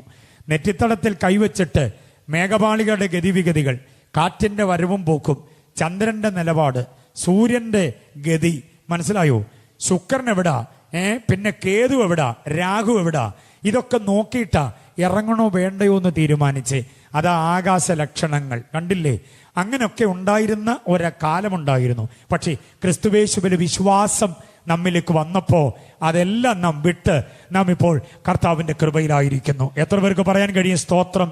ഹല്ലേലൂയ. അപ്പൊ മുൻപ് നാം അങ്ങനെയായിരുന്നു. എന്നാൽ ഇപ്പോഴോ നമ്മുടെ കർത്താവായ യേശുക്രിസ്തുവിന്റെ കൃപ നമ്മുടെ മേൽ ഉദിച്ചപ്പോൾ കരുണാസമ്പന്നനായ ദൈവമോ നമ്മെ സ്നേഹിച്ച എന്തോ നിമിത്തം, മഹാസ്നേഹം, സാധാ സ്നേഹമല്ല, പിന്നെ മഹാസ്നേഹം നിമിത്തം ഇതെല്ലാം നാം ഉരിഞ്ഞു കളഞ്ഞ് വേറൊരു തട്ടകത്തിലേക്ക് വന്നു. എത്ര പേർക്ക് അതിന് ആമേൻ പറയാൻ പറ്റും? ഞാനിപ്പോൾ ലക്ഷണങ്ങൾ നോക്കുന്ന കൂട്ടത്തിലല്ല. ഞാനിപ്പോൾ ആകാശ ലക്ഷണത്തിനനുസരിച്ചല്ല, രാഗവും കേതുവും നോക്കിയല്ല, വെള്ളിയാഴ്ചയും തിങ്കളാഴ്ചയും ചൊവ്വാഴ്ചയും നോക്കിയല്ല, 9:30 10:30 അതൊന്നും എനിക്ക് വിഷയമല്ല. കർത്താവ് എന്നെ നടത്തുന്നു, അവൻ്റെ കൃപയാണ് എൻ്റെ നിലനിൽപ്പിന് ആധാരം എന്ന് പറയാൻ കഴിയുന്ന ആ സാക്ഷ്യമുള്ളവരെ കരം ഉയർത്തി കർത്താവിനെ സ്തുതിക്കട്ടെ. അതാ ക്രിസ്തുവേശുവിലെ വിശ്വാസം. ഞാൻ പറഞ്ഞൊരു വാചകം മറന്നിട്ടില്ലല്ലോ നിങ്ങൾ. ക്രിസ്തുവേശുവിലെ വിശ്വാസം എന്ന് പറഞ്ഞാൽ അതൊരു സംസ്കാരമാണ്. ഏത് സംസ്കാരം? ആത്മീയ സംസ്കാരം. എന്തിൽ അധിഷ്ഠിതമായതാ? ദൈവവചനത്തിൽ അധിഷ്ഠിതം. ഏത് ദൈവവചനത്തിൽ? സത്യദൈവത്തിന്റെ സനാതന വചനത്തിൽ അധിഷ്ഠിതമാണ്. ഇനി ഈ രണ്ട് കാര്യത്തിൽ ഒരുപക്ഷെ എല്ലാവരും ഒന്നും പിടിക്കപ്പെടണമെന്നില്ല. പക്ഷെ നമ്മിൽ മിക്കപേരും അറസ്റ്റ് ചെയ്യപ്പെടാൻ പോകുന്ന മറ്റൊരു വാക്യം കൂടെ തരാം. തീത്തോസ് 3:3 വാക്യമാണ്. തീത്തോസിന്റെ ലേഖനം 3-ാം അധ്യായം അതിന്റെ 3-ാമത് വാക്യം നോക്കിക്കേ. അന്ന് നിങ്ങൾ എന്ന് പറഞ്ഞ്, അല്ല മുമ്പേ നിങ്ങൾ എന്ന് പറഞ്ഞ് തുടങ്ങുന്നൊരു വാക്യമാ 3-ാം വാക്യം. ശ്രദ്ധിച്ചു പഠിക്കണം എല്ലാവരും. ക്രൈസ്തവ ജനത ശ്രദ്ധിച്ചു പഠിക്കണം. തീത്തോസ് 3:3 3-ാം അധ്യായം നവീകരണത്തിന് അധ്യായമാണ്. പരിശുദ്ധാത്മാവിനാലുള്ള നവീകരണം. പക്ഷേ ആ നവീകരണം നമ്മിലേക്ക് വരുന്നതിന് മുൻപ് നമ്മൾ 9 വിധ ദുർഗുണങ്ങളിലായിരുന്നു. ക്രിസ്തുവേശുവിലെ വിശ്വാസത്തിലേക്ക് വരുന്നതിന് മുൻപ് നാം അനുസരണം കെട്ടവരും വഴിതെറ്റി നടക്കുന്നവരും നാനാ മോഹങ്ങളിലും ഭോഗങ്ങൾക്കും അധീനരായിരുന്നു. ഈർഷ്യയിലും പകയിലും കാലം കഴിക്കുന്നവരായിരുന്നു. അന്യോന്യം പകയ്ക്കുന്നവരും ദ്വേഷിതരുമായിരുന്നു എന്ന് നിങ്ങൾ അറിയുന്നുവല്ലോ. ഞാൻ പറയുന്ന വാക്യം കണ്ടോ നിങ്ങൾ? എവിടാ? തീത്തോസ് 3:3 വാക്യം. 3-ാം വാക്യത്തിൽ 9 കൂട്ടം കാര്യം പറയുന്നുണ്ട്. ഒരു സ്കാനിങ് നടത്തി നോക്കി. അടുത്തിരിക്കുന്ന ആളിനെ അല്ല, വെള്ളവിരിപ്പിന്റെ കീഴിൽ ചുവന്ന കസേരയിൽ നിങ്ങളുടെ അടുത്തിരിക്കുന്ന ആളിനെ സ്കാൻ ചെയ്യരുത്. നിങ്ങളുടെ സ്കാനിങ് മെഷീൻ നിങ്ങളിലേക്ക് തന്നെ ഉയരണം. നിങ്ങളിലേക്ക് തന്നെ ഫോക്കസ് ചെയ്യണം. ഈ 9 കൂട്ടം കാര്യത്തിൽ ഏതെങ്കിലും ഉണ്ടോ ഇപ്പോഴും കൂടെ, എങ്കിൽ താങ്കൾ ക്രിസ്തീയ വിശ്വാസത്തിലല്ല. കാരണം എന്താണെന്നറിയാമോ? ആ വാക്യങ്ങൾ തുടങ്ങുന്നതിന് മുമ്പ് ഒരു പദമുണ്ട്, മുമ്പേ എന്ന് പറഞ്ഞാൽ വിശ്വാസം വരും മുമ്പേ. വിശ്വാസം വരും മുൻപേ നമ്മിൽ ഇത് 9 ഉണ്ടായിരുന്നു. പക്ഷെ ഇപ്പോൾ ഇതെല്ലാം നമ്മിൽ നിന്ന് മാറ്റി. എങ്ങനെ മാറ്റി? 3-ാം അധ്യായം 7-ാം വാക്യം, നമ്മുടെ മേൽ ധാരാളമായി പകർന്ന പരിശുദ്ധാത്മാവിനാലുള്ള നവീകരണം. എത്ര പേർക്ക് നവീകരണം കിട്ടിയിട്ടുണ്ട്? അതാണ് ക്രിസ്തുയേശുവിലെ വിശ്വാസത്താൽ ലഭിക്കപ്പെട്ട പുതിയ സംസ്കാരം. ആത്മാവിന്റെ നവീകരണത്താൽ നാം ശുദ്ധീകരിക്കപ്പെട്ടു. ഇപ്പോൾ നമ്മിൽ അനുസരണക്കേടില്ല, കണ്ടോ? പകയില്ല, പിണക്കമില്ല. വേറൊരുവനെ ഇകഴ്ത്താൻ, വേറൊരുവനെ കുത്തി ഒതുക്കാൻ നമുക്കാവില്ല. കാരണം ആത്മാവ് നമ്മെ നവീകരിച്ചു. എത്ര പേർക്ക് ഹൃദയത്തിൽ നിന്ന് സ്തോത്രം പറയാൻ പറ്റും? നമ്മൾ ഈ കൈയുയർത്തി സ്തോത്രം പറയുന്നതൊക്കെ എല്ലാവരും കാണുന്നുണ്ട്, കേൾക്കുന്നുണ്ടെന്ന ബോധമുണ്ടോ? ഹല്ലേലൂയ. നമ്മിൽ പകയില്ല, പിണക്കമില്ല, ക്രോധമില്ല, ഈർഷ്യയില്ല, വൈരാഗ്യമില്ല, മറ്റുതരമായിരിക്കുന്ന വിരോധ വിദ്വേഷ വിഭാഗികതയില്ല എന്നൊക്കെയുള്ള സത്യമാ 9 കാര്യങ്ങളുടെ കൂട്ടത്തിൽ അക്കമിട്ട് നിരത്തുന്നത്. 3-ന്റെ 3. ഇതൊന്നുമില്ലെങ്കിൽ നാം ക്രിസ്തീയ വിശ്വാസത്തിലാണ്. ഓക്കെ, അപ്പൊ ഈ 3 വാക്യങ്ങൾ മറക്കരുത് ഒരിക്കലും. ക്രിസ്തുയേശുവിലെ വിശ്വാസത്തിലേക്ക് വരും മുൻപേ നാം ഈ 3 വാക്യങ്ങളുടെ അവസ്ഥയിലായിരുന്നു. എന്നാൽ അതിനോട് ചേർന്ന് ഞാൻ പറഞ്ഞ 3 വാക്യങ്ങൾ ക്രിസ്തുയേശുവിലെ വിശ്വാസത്തിൽ വന്ന ശേഷമുള്ള അനുഭവമാണ്. അതിൻ്റെ തിളക്കത്തിൽ നിൽക്കുന്നവരാ അവനിൽ വിശ്വസിക്കുന്നവർ, അവരിലാ ദൈവപ്രസാദമുണ്ടാകുന്നത്. Hallelujah, praise the lord. ഇനി ക്രിസ്തുയേശുവിലെ വിശ്വാസം, അതിൻ്റെ പ്രത്യേകതകളാണ് ഞാൻ പറഞ്ഞത്. ഇനി ക്രിസ്തുയേശുവിലെ വിശ്വാസം എന്നാൽ എന്ത് എന്ന് നാം അറിയണം. ഓരോന്നിനും ഞാൻ 3 ചിന്തകൾ അടുക്കടുക്കായിട്ട് ഇങ്ങനെ പറയുന്നത് വിഷയം അതിൻ്റെ തനിമയിൽ ഓർത്തിരിക്കാൻ വേണ്ടിയാ. ശ്രദ്ധിച്ചേ, ക്രിസ്തുയേശുവിലെ വിശ്വാസം എന്ന് പറഞ്ഞാൽ എന്താ? ശ്രദ്ധിച്ച് കേട്ടോണേ. ക്രിസ്തുയേശുവിലെ വിശ്വാസത്തിന് 3 പ്രധാനമായ ഉപദേശ വിഷയങ്ങളുണ്ട്. ഉപദേശപരമായി 3 കാര്യങ്ങളുണ്ട്. ഒന്ന്, ക്രിസ്തീയ വിശ്വാസം എന്ന് പറയുന്നത് ഡോക്ട്രിനൽ ഫെയ്ത്ത് ആണ്. അതായത് ഉപദേശപരമായ വിശ്വാസം. ഹൃദയത്തിൽ കരുതിക്കൊള്ളണം, ഉപദേശപരമായ വിശ്വാസം. രണ്ടാമത്തെ എന്താണെന്നറിയാമോ? പ്രായോഗിക വിശ്വാസം. മൂന്നാമത്തെ എന്താണെന്നറിയാമോ? സൃഷ്ടിപരമായ വിശ്വാസം. ഓക്കെ, ഒന്നുകൂടെ ഞാനതിനെ വ്യക്തമാക്കി പറയാം. ഒന്ന് doctrinal faith, 2 practical faith, 3 creative faith. ഇതാണ് ക്രിസ്തുയേശുവിലെ വിശ്വാസം. അങ്ങനെ പറഞ്ഞാൽ എല്ലാവർക്കും മനസ്സിലായില്ല. ഓരോന്നും ഞാനതിനെ തനിമയോടെ വിശദീകരിക്കാം. എന്താണ് ഉപദേശപരമായ വിശ്വാസം അഥവാ ഡോക്ട്രിനൽ ഫെയ്ത്ത്? കേട്ടോണം. യേശുവിൽ വിശ്വസിക്കുന്നവൻ യേശു പഠിപ്പിച്ച സമസ്ത ഉപദേശങ്ങളും അറിഞ്ഞ പോരാ, അനുസരിക്കണം. അതാണ് ഡോക്ട്രിനൽ ഫെയ്ത്ത്. എത്ര പേർക്ക് ആമേൻ പറയാൻ പറ്റും? വാക്യമുണ്ട്, വെറുതെ വാചകവുമായി പോകണ്ട, വാക്യം കൊണ്ട് പൊക്കോ. ഓരോ ചിന്തയ്ക്കും വാക്യം തരാം. യോഹന്നാന്റെ സുവിശേഷം 8:31 വാക്യം. യോഹന്നാന്റെ ലേഖനം, 2-ാം ലേഖനം, അതിൻ്റെ 9-ാമത് വാക്യം. 2 വാക്യങ്ങൾ ഞാനിപ്പോൾ പറഞ്ഞു. ഉപദേശപരമായ വിശ്വാസത്തിന് താങ്ങും തണലുമാകാൻ 2 വാക്യം. ഏതൊക്കെയാ? ഒന്നുകൂടെ പറയാം. യോഹന്നാന്റെ സുവിശേഷം 8:31 ഇങ്ങനെ പറയുക, തന്നിൽ വിശ്വസിച്ച യഹൂദന്മാരോട് യേശു പറഞ്ഞത്, നിങ്ങൾ എൻ്റെ വചനത്തിൽ നിൽക്കുന്നുവെങ്കിൽ നിങ്ങൾ എവിടെ നിൽക്കുന്നു? എൻ്റെ വാസ്തവമായ ശിഷ്യന്മാരായി തീരും. അപ്പൊ യേശുവിൻ്റെ ശിഷ്യന്മാരാകുക അതല്ല നമ്മുടെ ഉദ്ദേശം. പിന്നെ ആരാകണം? വാസ്തവമായ ശിഷ്യന്മാരാകണം. സ്വതന്ത്രം പറയാമോ? യേശുവിൻ്റെ ജനമാകുക എന്നുള്ളതല്ലെന്നേ, യേശുവിൻ്റെ മക്കളാകുക എന്നുള്ളതാ. ദൈവത്തിൻ്റെ ജനമാകുന്നതിൽ കാര്യമില്ല, ദൈവത്തിൻ്റെ മക്കളാകണം. അതിനെന്തോ ചെയ്യണമെന്നറിയാമോ? അവൻ്റെ ഉപദേശത്തിൽ നിന്നേ പറ്റുള്ളൂ. യേശു പഠിപ്പിച്ച ഉപദേശം അത് എന്തായാലും വള്ളിപുള്ളി വിസർഗങ്ങൾ വിട്ടുകളയാതെ. ചിലരെ സംബന്ധിച്ചിടത്തോളം ഉപദേശം അവർക്ക് വിഷയമല്ല. യേശു വല്ല നന്മയും തരുമോ? യേശു വല്ല അനുഗ്രഹവും തരുമോ? എൻ്റെ ശരീരത്തെ അവിടെ എവിടെയായി പ്രത്യക്ഷപ്പെടുന്ന മുഴ മാറ്റി തരുമോ യേശു? എൻ്റെ യൂട്രസിൻ്റെ പ്രോബ്ലം മാറ്റി തരുമോ? എന്നെ നട്ടലിൻ്റെ അകന്നുപോയ ഡിസ്കിൻ്റെ അകലം അടുപ്പിച്ച് തരുമോ? എന്നെ ഡയബറ്റിക് ഒന്ന് കുറച്ചു തരാൻ പറ്റുമോ? എൻ്റെ ബ്രെയിൻ ട്യൂമർ, എൻ്റെ ക്യാൻസർ, എൻ്റെ മാരക രോഗങ്ങൾ, എൻ്റെ സാമ്പത്തിക കെടുതി, എൻ്റെ തലമുറയ്ക്കൊരു പുതിയ വഴി, എൻ്റെ വിസയുടെ പ്രശ്നം, എൻ്റെ പാസ്പോർട്ടിൻ്റെ പ്രോബ്ലം, ഇതൊക്കെ എൻ്റെ യേശു ഒന്ന് മാറ്റിത്തരാമെങ്കിൽ ഞാൻ യേശുവിൻ്റെ കൂടെയാണ്. നല്ല കാര്യമാണ്. ഇതൊക്കെ എൻ്റെ യേശു ചെയ്തു തരും. ഇല്ലെന്നൊന്നും ഞാൻ പറയുന്നില്ല. ഇതൊക്കെ ചെയ്യാൻ കഴിയുന്നവനാകണ്ട കർത്താവ്. എത്ര പേര് വിശ്വസിക്കുന്നുണ്ടത്? എത്ര പേര് അനുഭവിക്കുന്നുണ്ട് അത്? കാരണം കർത്താവിൻ്റെ പേരെന്തോന്നറിയാം? യേശുവിൻ്റെ പേരെന്തോന്നറിയാമോ? സർവശക്തിയുള്ള ദൈവം എന്നാണ്. എത്ര പേർക്ക് ആ പേരറിയാം? വെളിപ്പാട് 1:8 യേശുവിന് കൊടുക്കുന്ന ഒരു പേര് ഇരുന്നവനും ഇരിക്കുന്നവനും വരുന്നവനുമായി സർവ്വശക്തിയുള്ള ദൈവമായ കർത്താവ്. കണ്ടോ, സർവ്വശക്തിയുള്ള ദൈവമായ കർത്താവ്. വെറും കർത്താവല്ല, സർവ്വശക്തിയുള്ള ദൈവമായ കർത്താവ്. യോഹന്നാനാ യേശുവിനെ അങ്ങനെ വിളിക്കുന്നത്. ഇനി യോഹന്നാൻ യേശുവിനെ നെഞ്ചകത്തെ തലേണയാക്കി കൊണ്ടു നടന്ന് അവർ തമ്മിലുള്ള സൗഹൃദം കൊണ്ട് യോഹന്നാൻ ആവേശം കൊണ്ട് അങ്ങ് പറഞ്ഞാണെന്ന് ആരെങ്കിലും വ്യാഖ്യാനിച്ചാൽ ഞാനത് സമ്മതിച്ചിരുന്നു. എടുത്തു, അങ്ങനെ ആയിക്കോട്ടെ, നിങ്ങളുടെ വാദം ശരിയാ. പക്ഷേ യേശുവിനെ മുട്ടിയിട്ടോ തട്ടിയിട്ടോ ഉരുമി ഒരഞ്ഞ് നടന്നിട്ടില്ലാത്ത ദൈവവചനത്തിന്റെ അതിശക്ത പ്രവാചകൻ, അങ്ങ് പഴയ നിയമത്തിലെ പ്രവാചകൻ, യേശു ജനിക്കുന്നതിനും എത്രയോ നൂറ്റാണ്ടുകൾക്ക് മുൻപ് ഈ പാർത്തലത്തിൽ പ്രവചിച്ച ദൈവിക ശുശ്രൂഷ നിർവഹിച്ച അനുഗ്രഹീത പ്രവാചകൻ, അദ്ദേഹം യെശയ്യാവ്, അദ്ദേഹം യേശുവിന് കൊടുക്കുന്ന ദൈവത്വത്തിന്റെ ഒരു പേരുണ്ട്, അവൻ വീരനാം ദൈവമാണ്. യേശു ആരാ? 9:6 എന്താ മനസ്സിലായി നിങ്ങൾക്ക്? ഞാനീ പറഞ്ഞ ബ്രെയിൻ ട്യൂമറോ ക്യാൻസറോ മുഴയോ എന്തുമായിക്കൊള്ളട്ടെ, വൈദ്യശാസ്ത്രം കണ്ടുപിടിക്കാൻ പെടാപ്പാടുപെട്ടിട്ടും കണ്ടുപിടിക്കാതെ ഇരിക്കുന്ന രോഗം എന്തുമാകട്ടെ, അതിനൊക്കെ മീതെ പരിഹാരം തരാൻ കഴിയുന്ന വീരനാം ദൈവമാണ് എൻ്റെ യേശു. വിശ്വസിക്കുന്നവരെ കരമുയർത്തി കർത്താവിനെ സ്തുതിച്ചു. ഇതെല്ലാം യേശു തരും, കുഴപ്പമില്ല. വിശ്വസിക്കുന്നവരിൽ അത് തരും. പക്ഷേ അത് നേടിയത് കൊണ്ട് മാത്രമായില്ല. യേശുവിലെ വിശ്വാസം പൂർണ്ണതയുള്ളതായി നിത്യതയിൽ കയറണമെങ്കിൽ അവന്റെ വചനം അനുസരിച്ചേ പറ്റൂ, അവന്റെ ഉപദേശം അനുസരിച്ചേ പറ്റൂ.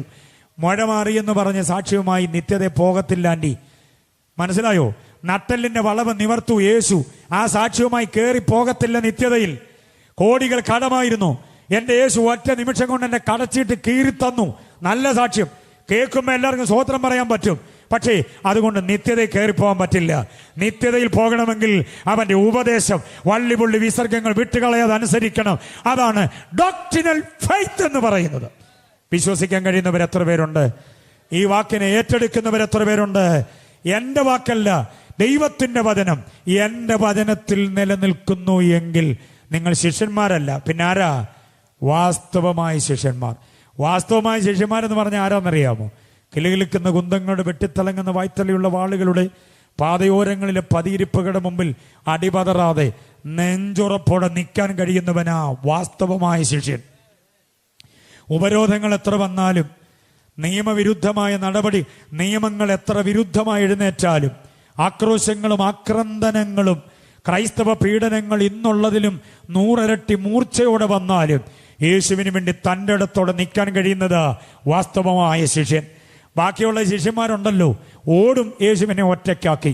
കുന്തവും പന്തവും വാളും വടിയുമൊക്കെയായി കാപാലികർ ചേവകർ പിടിച്ചു കെട്ടാൻ വരുമ്പോ അവരെല്ലാവരും കെട്ടിയ വഴിത്താരയിലൂടെ ഓടും. പക്ഷെ വാസ്തവമായ ശിഷ്യൻ പറയുന്നു, പട്ടിണിയോ ആപത്തോ വാളോ നഗ്നതയോ എന്തു വന്നാലും യേശുവിൽ നിന്ന് എന്നെ വേർപിരിപ്പാൻ ആർക്കും കഴിയില്ല.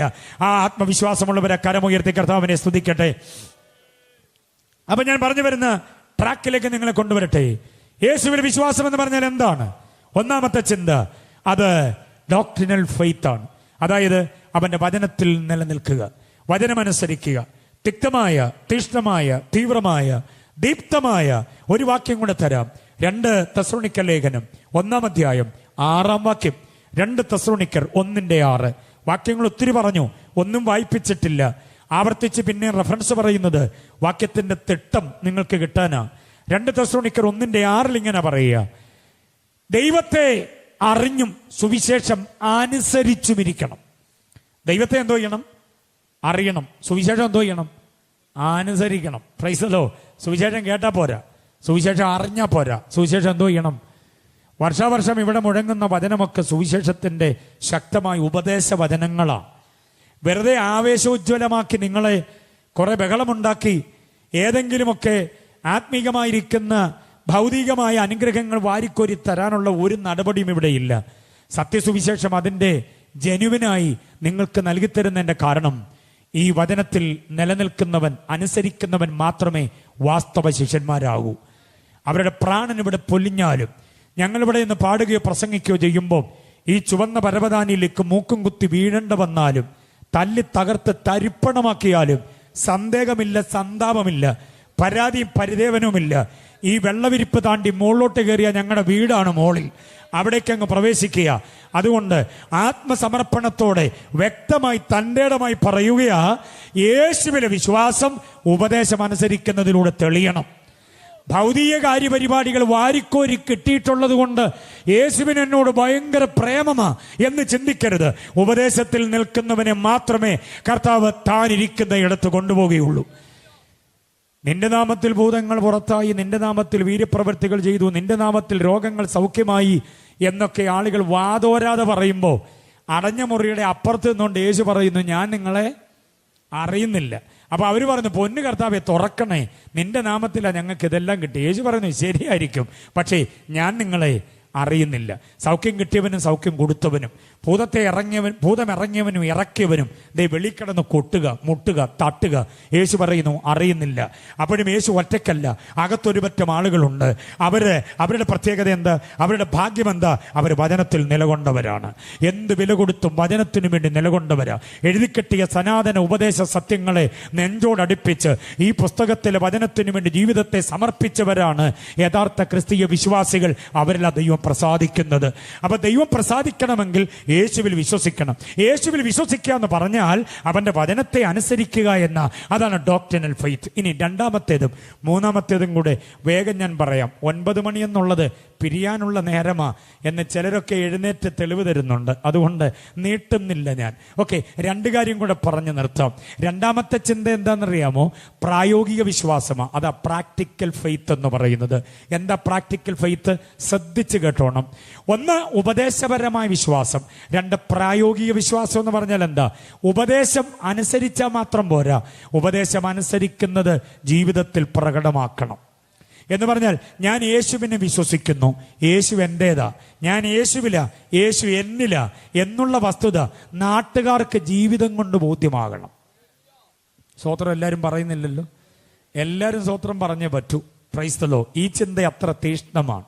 ഉപദേശം അനുസരിച്ചോ, സ്നാനപ്പെട്ടോ, പിന്നെ എന്നേ പെട്ടതല്ലേ, അത് 1900 തന്നെ എന്ന് പറയുന്ന ഒത്തിരി പേരുണ്ട്.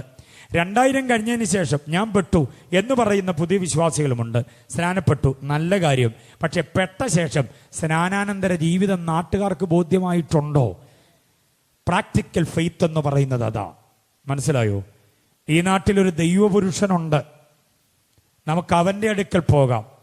എന്നിട്ട് ആ ദൈവപുരുഷനെ കുറിച്ച് പറയുന്ന വിശേഷണം കേട്ടോ, അവൻ മാന്യനാവുന്നു, അവൻ പറയുന്നതെല്ലാം ഒത്തുവരുന്നു. അതാ പ്രാക്ടിക്കൽ ഫെയ്ത്ത്.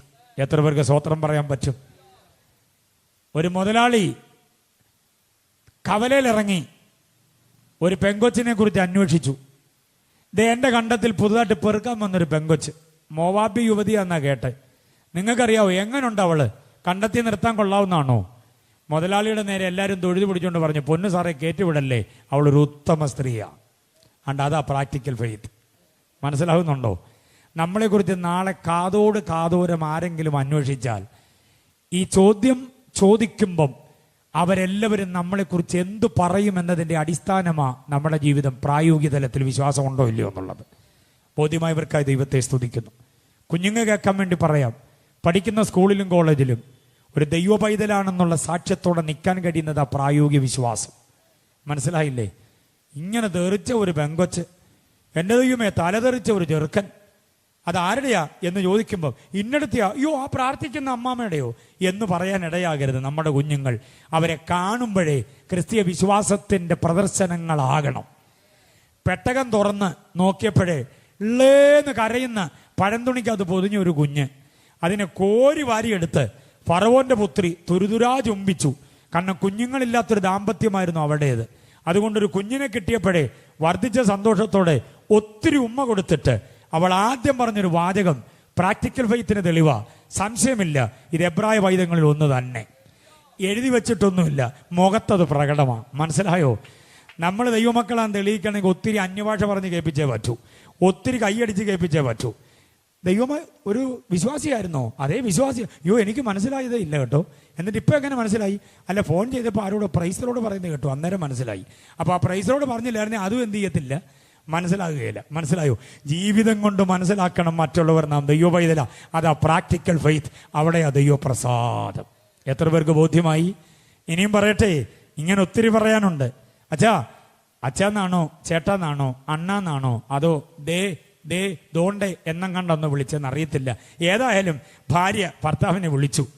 നമ്മുടെ വഴിയായി കൂടെ കൂടെ പോകുന്ന ഇയാൾ ബാക്കി പറ. അതാ പ്രാക്ടിക്കൽ ഫെയ്ത്ത്. മനസ്സിലായോ? ആ പ്രയോഗം എനിക്ക് ഭയങ്കര ഇഷ്ടമാണ്. നമ്മുടെ വഴിയായി ചിലർക്ക് ഒരു വഴി ഒറ്റ പ്രാവശ്യം പോകാൻ പറ്റൂ, രണ്ടാമത് അതുവഴി പോകാൻ പറ്റത്തില്ല. പക്ഷെ ഇവള് പറയുന്നത് ആ പുള്ളി ഇതുവഴി എന്തോ ചെയ്യുന്നുണ്ട്, കൂടെ കൂടെ പോകുന്നുണ്ട്. കൂടെ കൂടെ ഒരു വഴി പോകാൻ പറ്റിയാൽ അത് പ്രാക്ടിക്കൽ ഫെയ്ത്തിന്റെ തെളിവാണ്.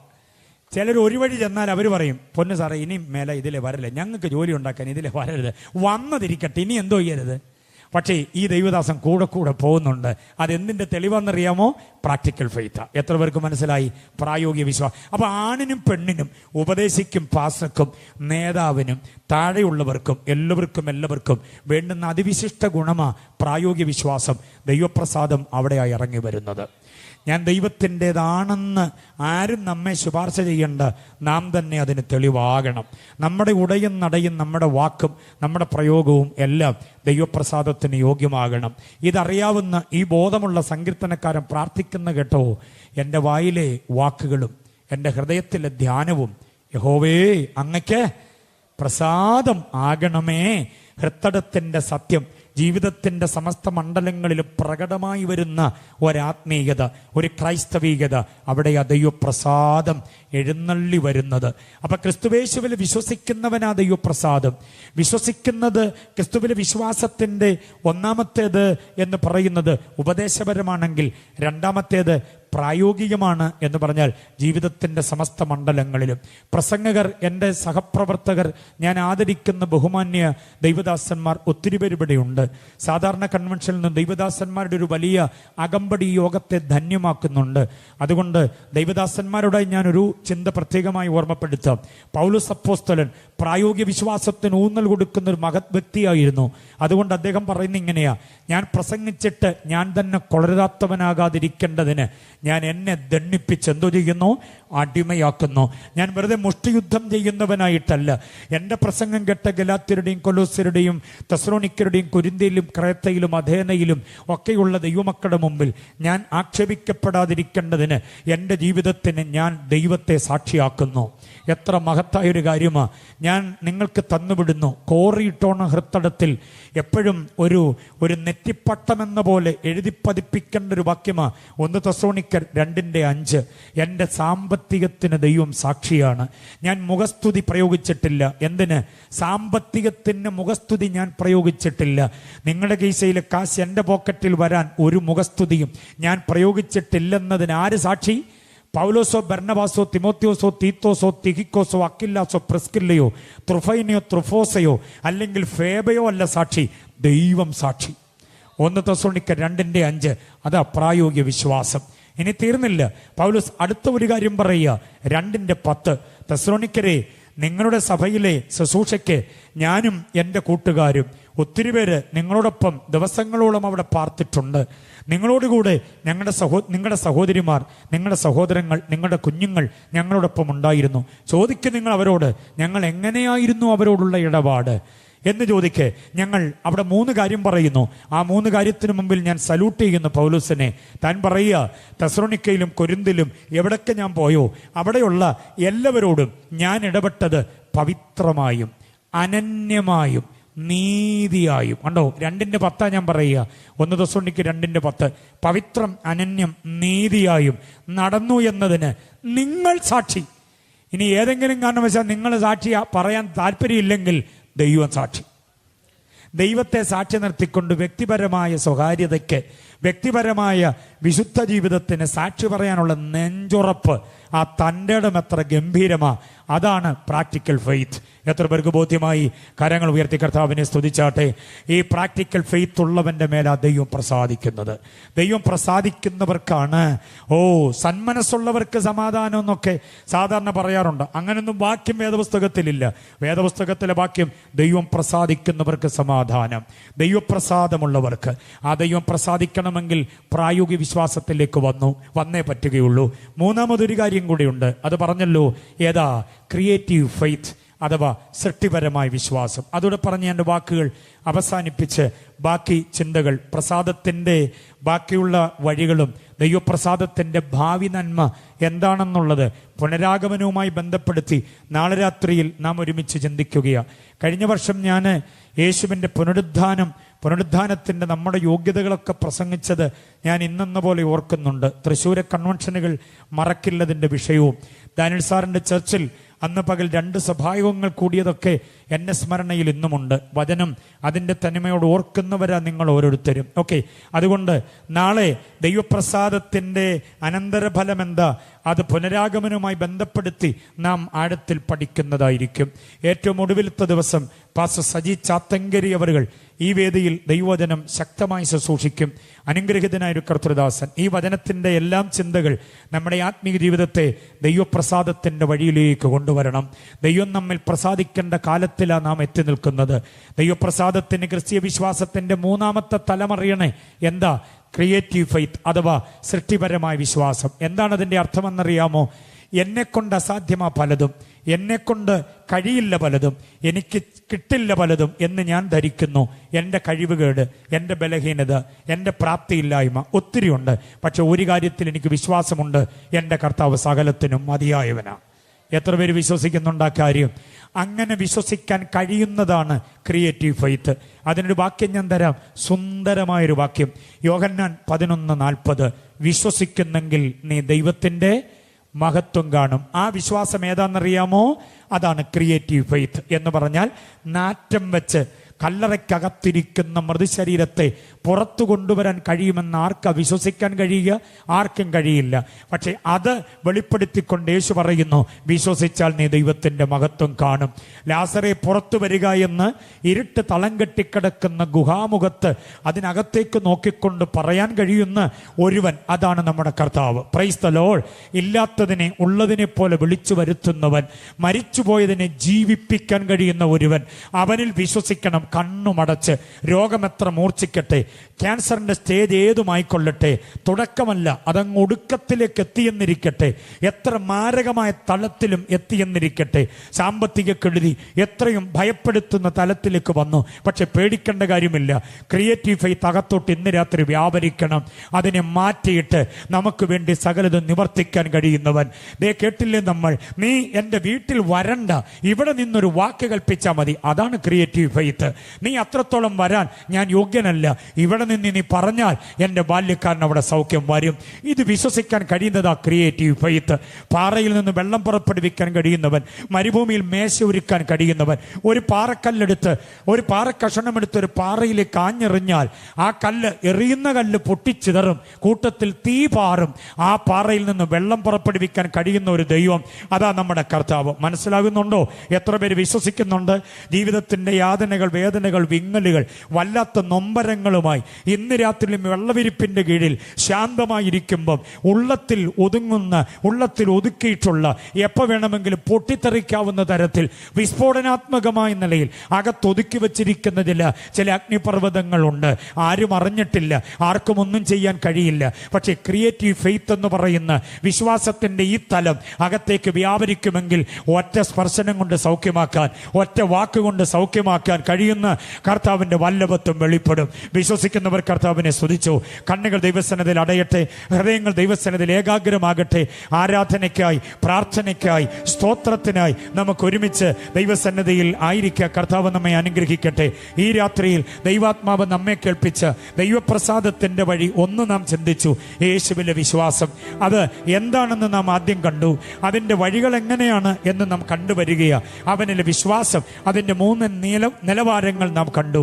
ഉപദേശത്തെ നിൽക്കണേ, ഉപദേശം അനുസരിക്കാൻ ഇനി കാലമെടുക്കല്ലേ.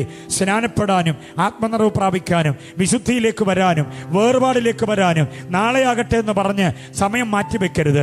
മരണം അതിൻ്റെ തണുത്ത കരം കൊണ്ട് താങ്കളെ എത്തിപ്പിടിച്ച് പെട്ടിയിൽ ഒതുക്കുന്നത് എപ്പോഴാന്ന് പറയാൻ ഒക്കില്ല. ഇന്ന് കേൾക്കാൻ പറ്റുന്ന ഈ കേൾവി ശക്തി എത്ര കാലം നിൽക്കുമെന്ന് പറയാൻ പറ്റില്ല. ഓർമ്മശക്തി എത്ര കാലമുണ്ട്, തിരിച്ചറിയാൻ കഴിയുന്ന വിവേചനത്തിന്റെ ശക്തി എത്ര നിൽക്കുമെന്നറിയില്ല.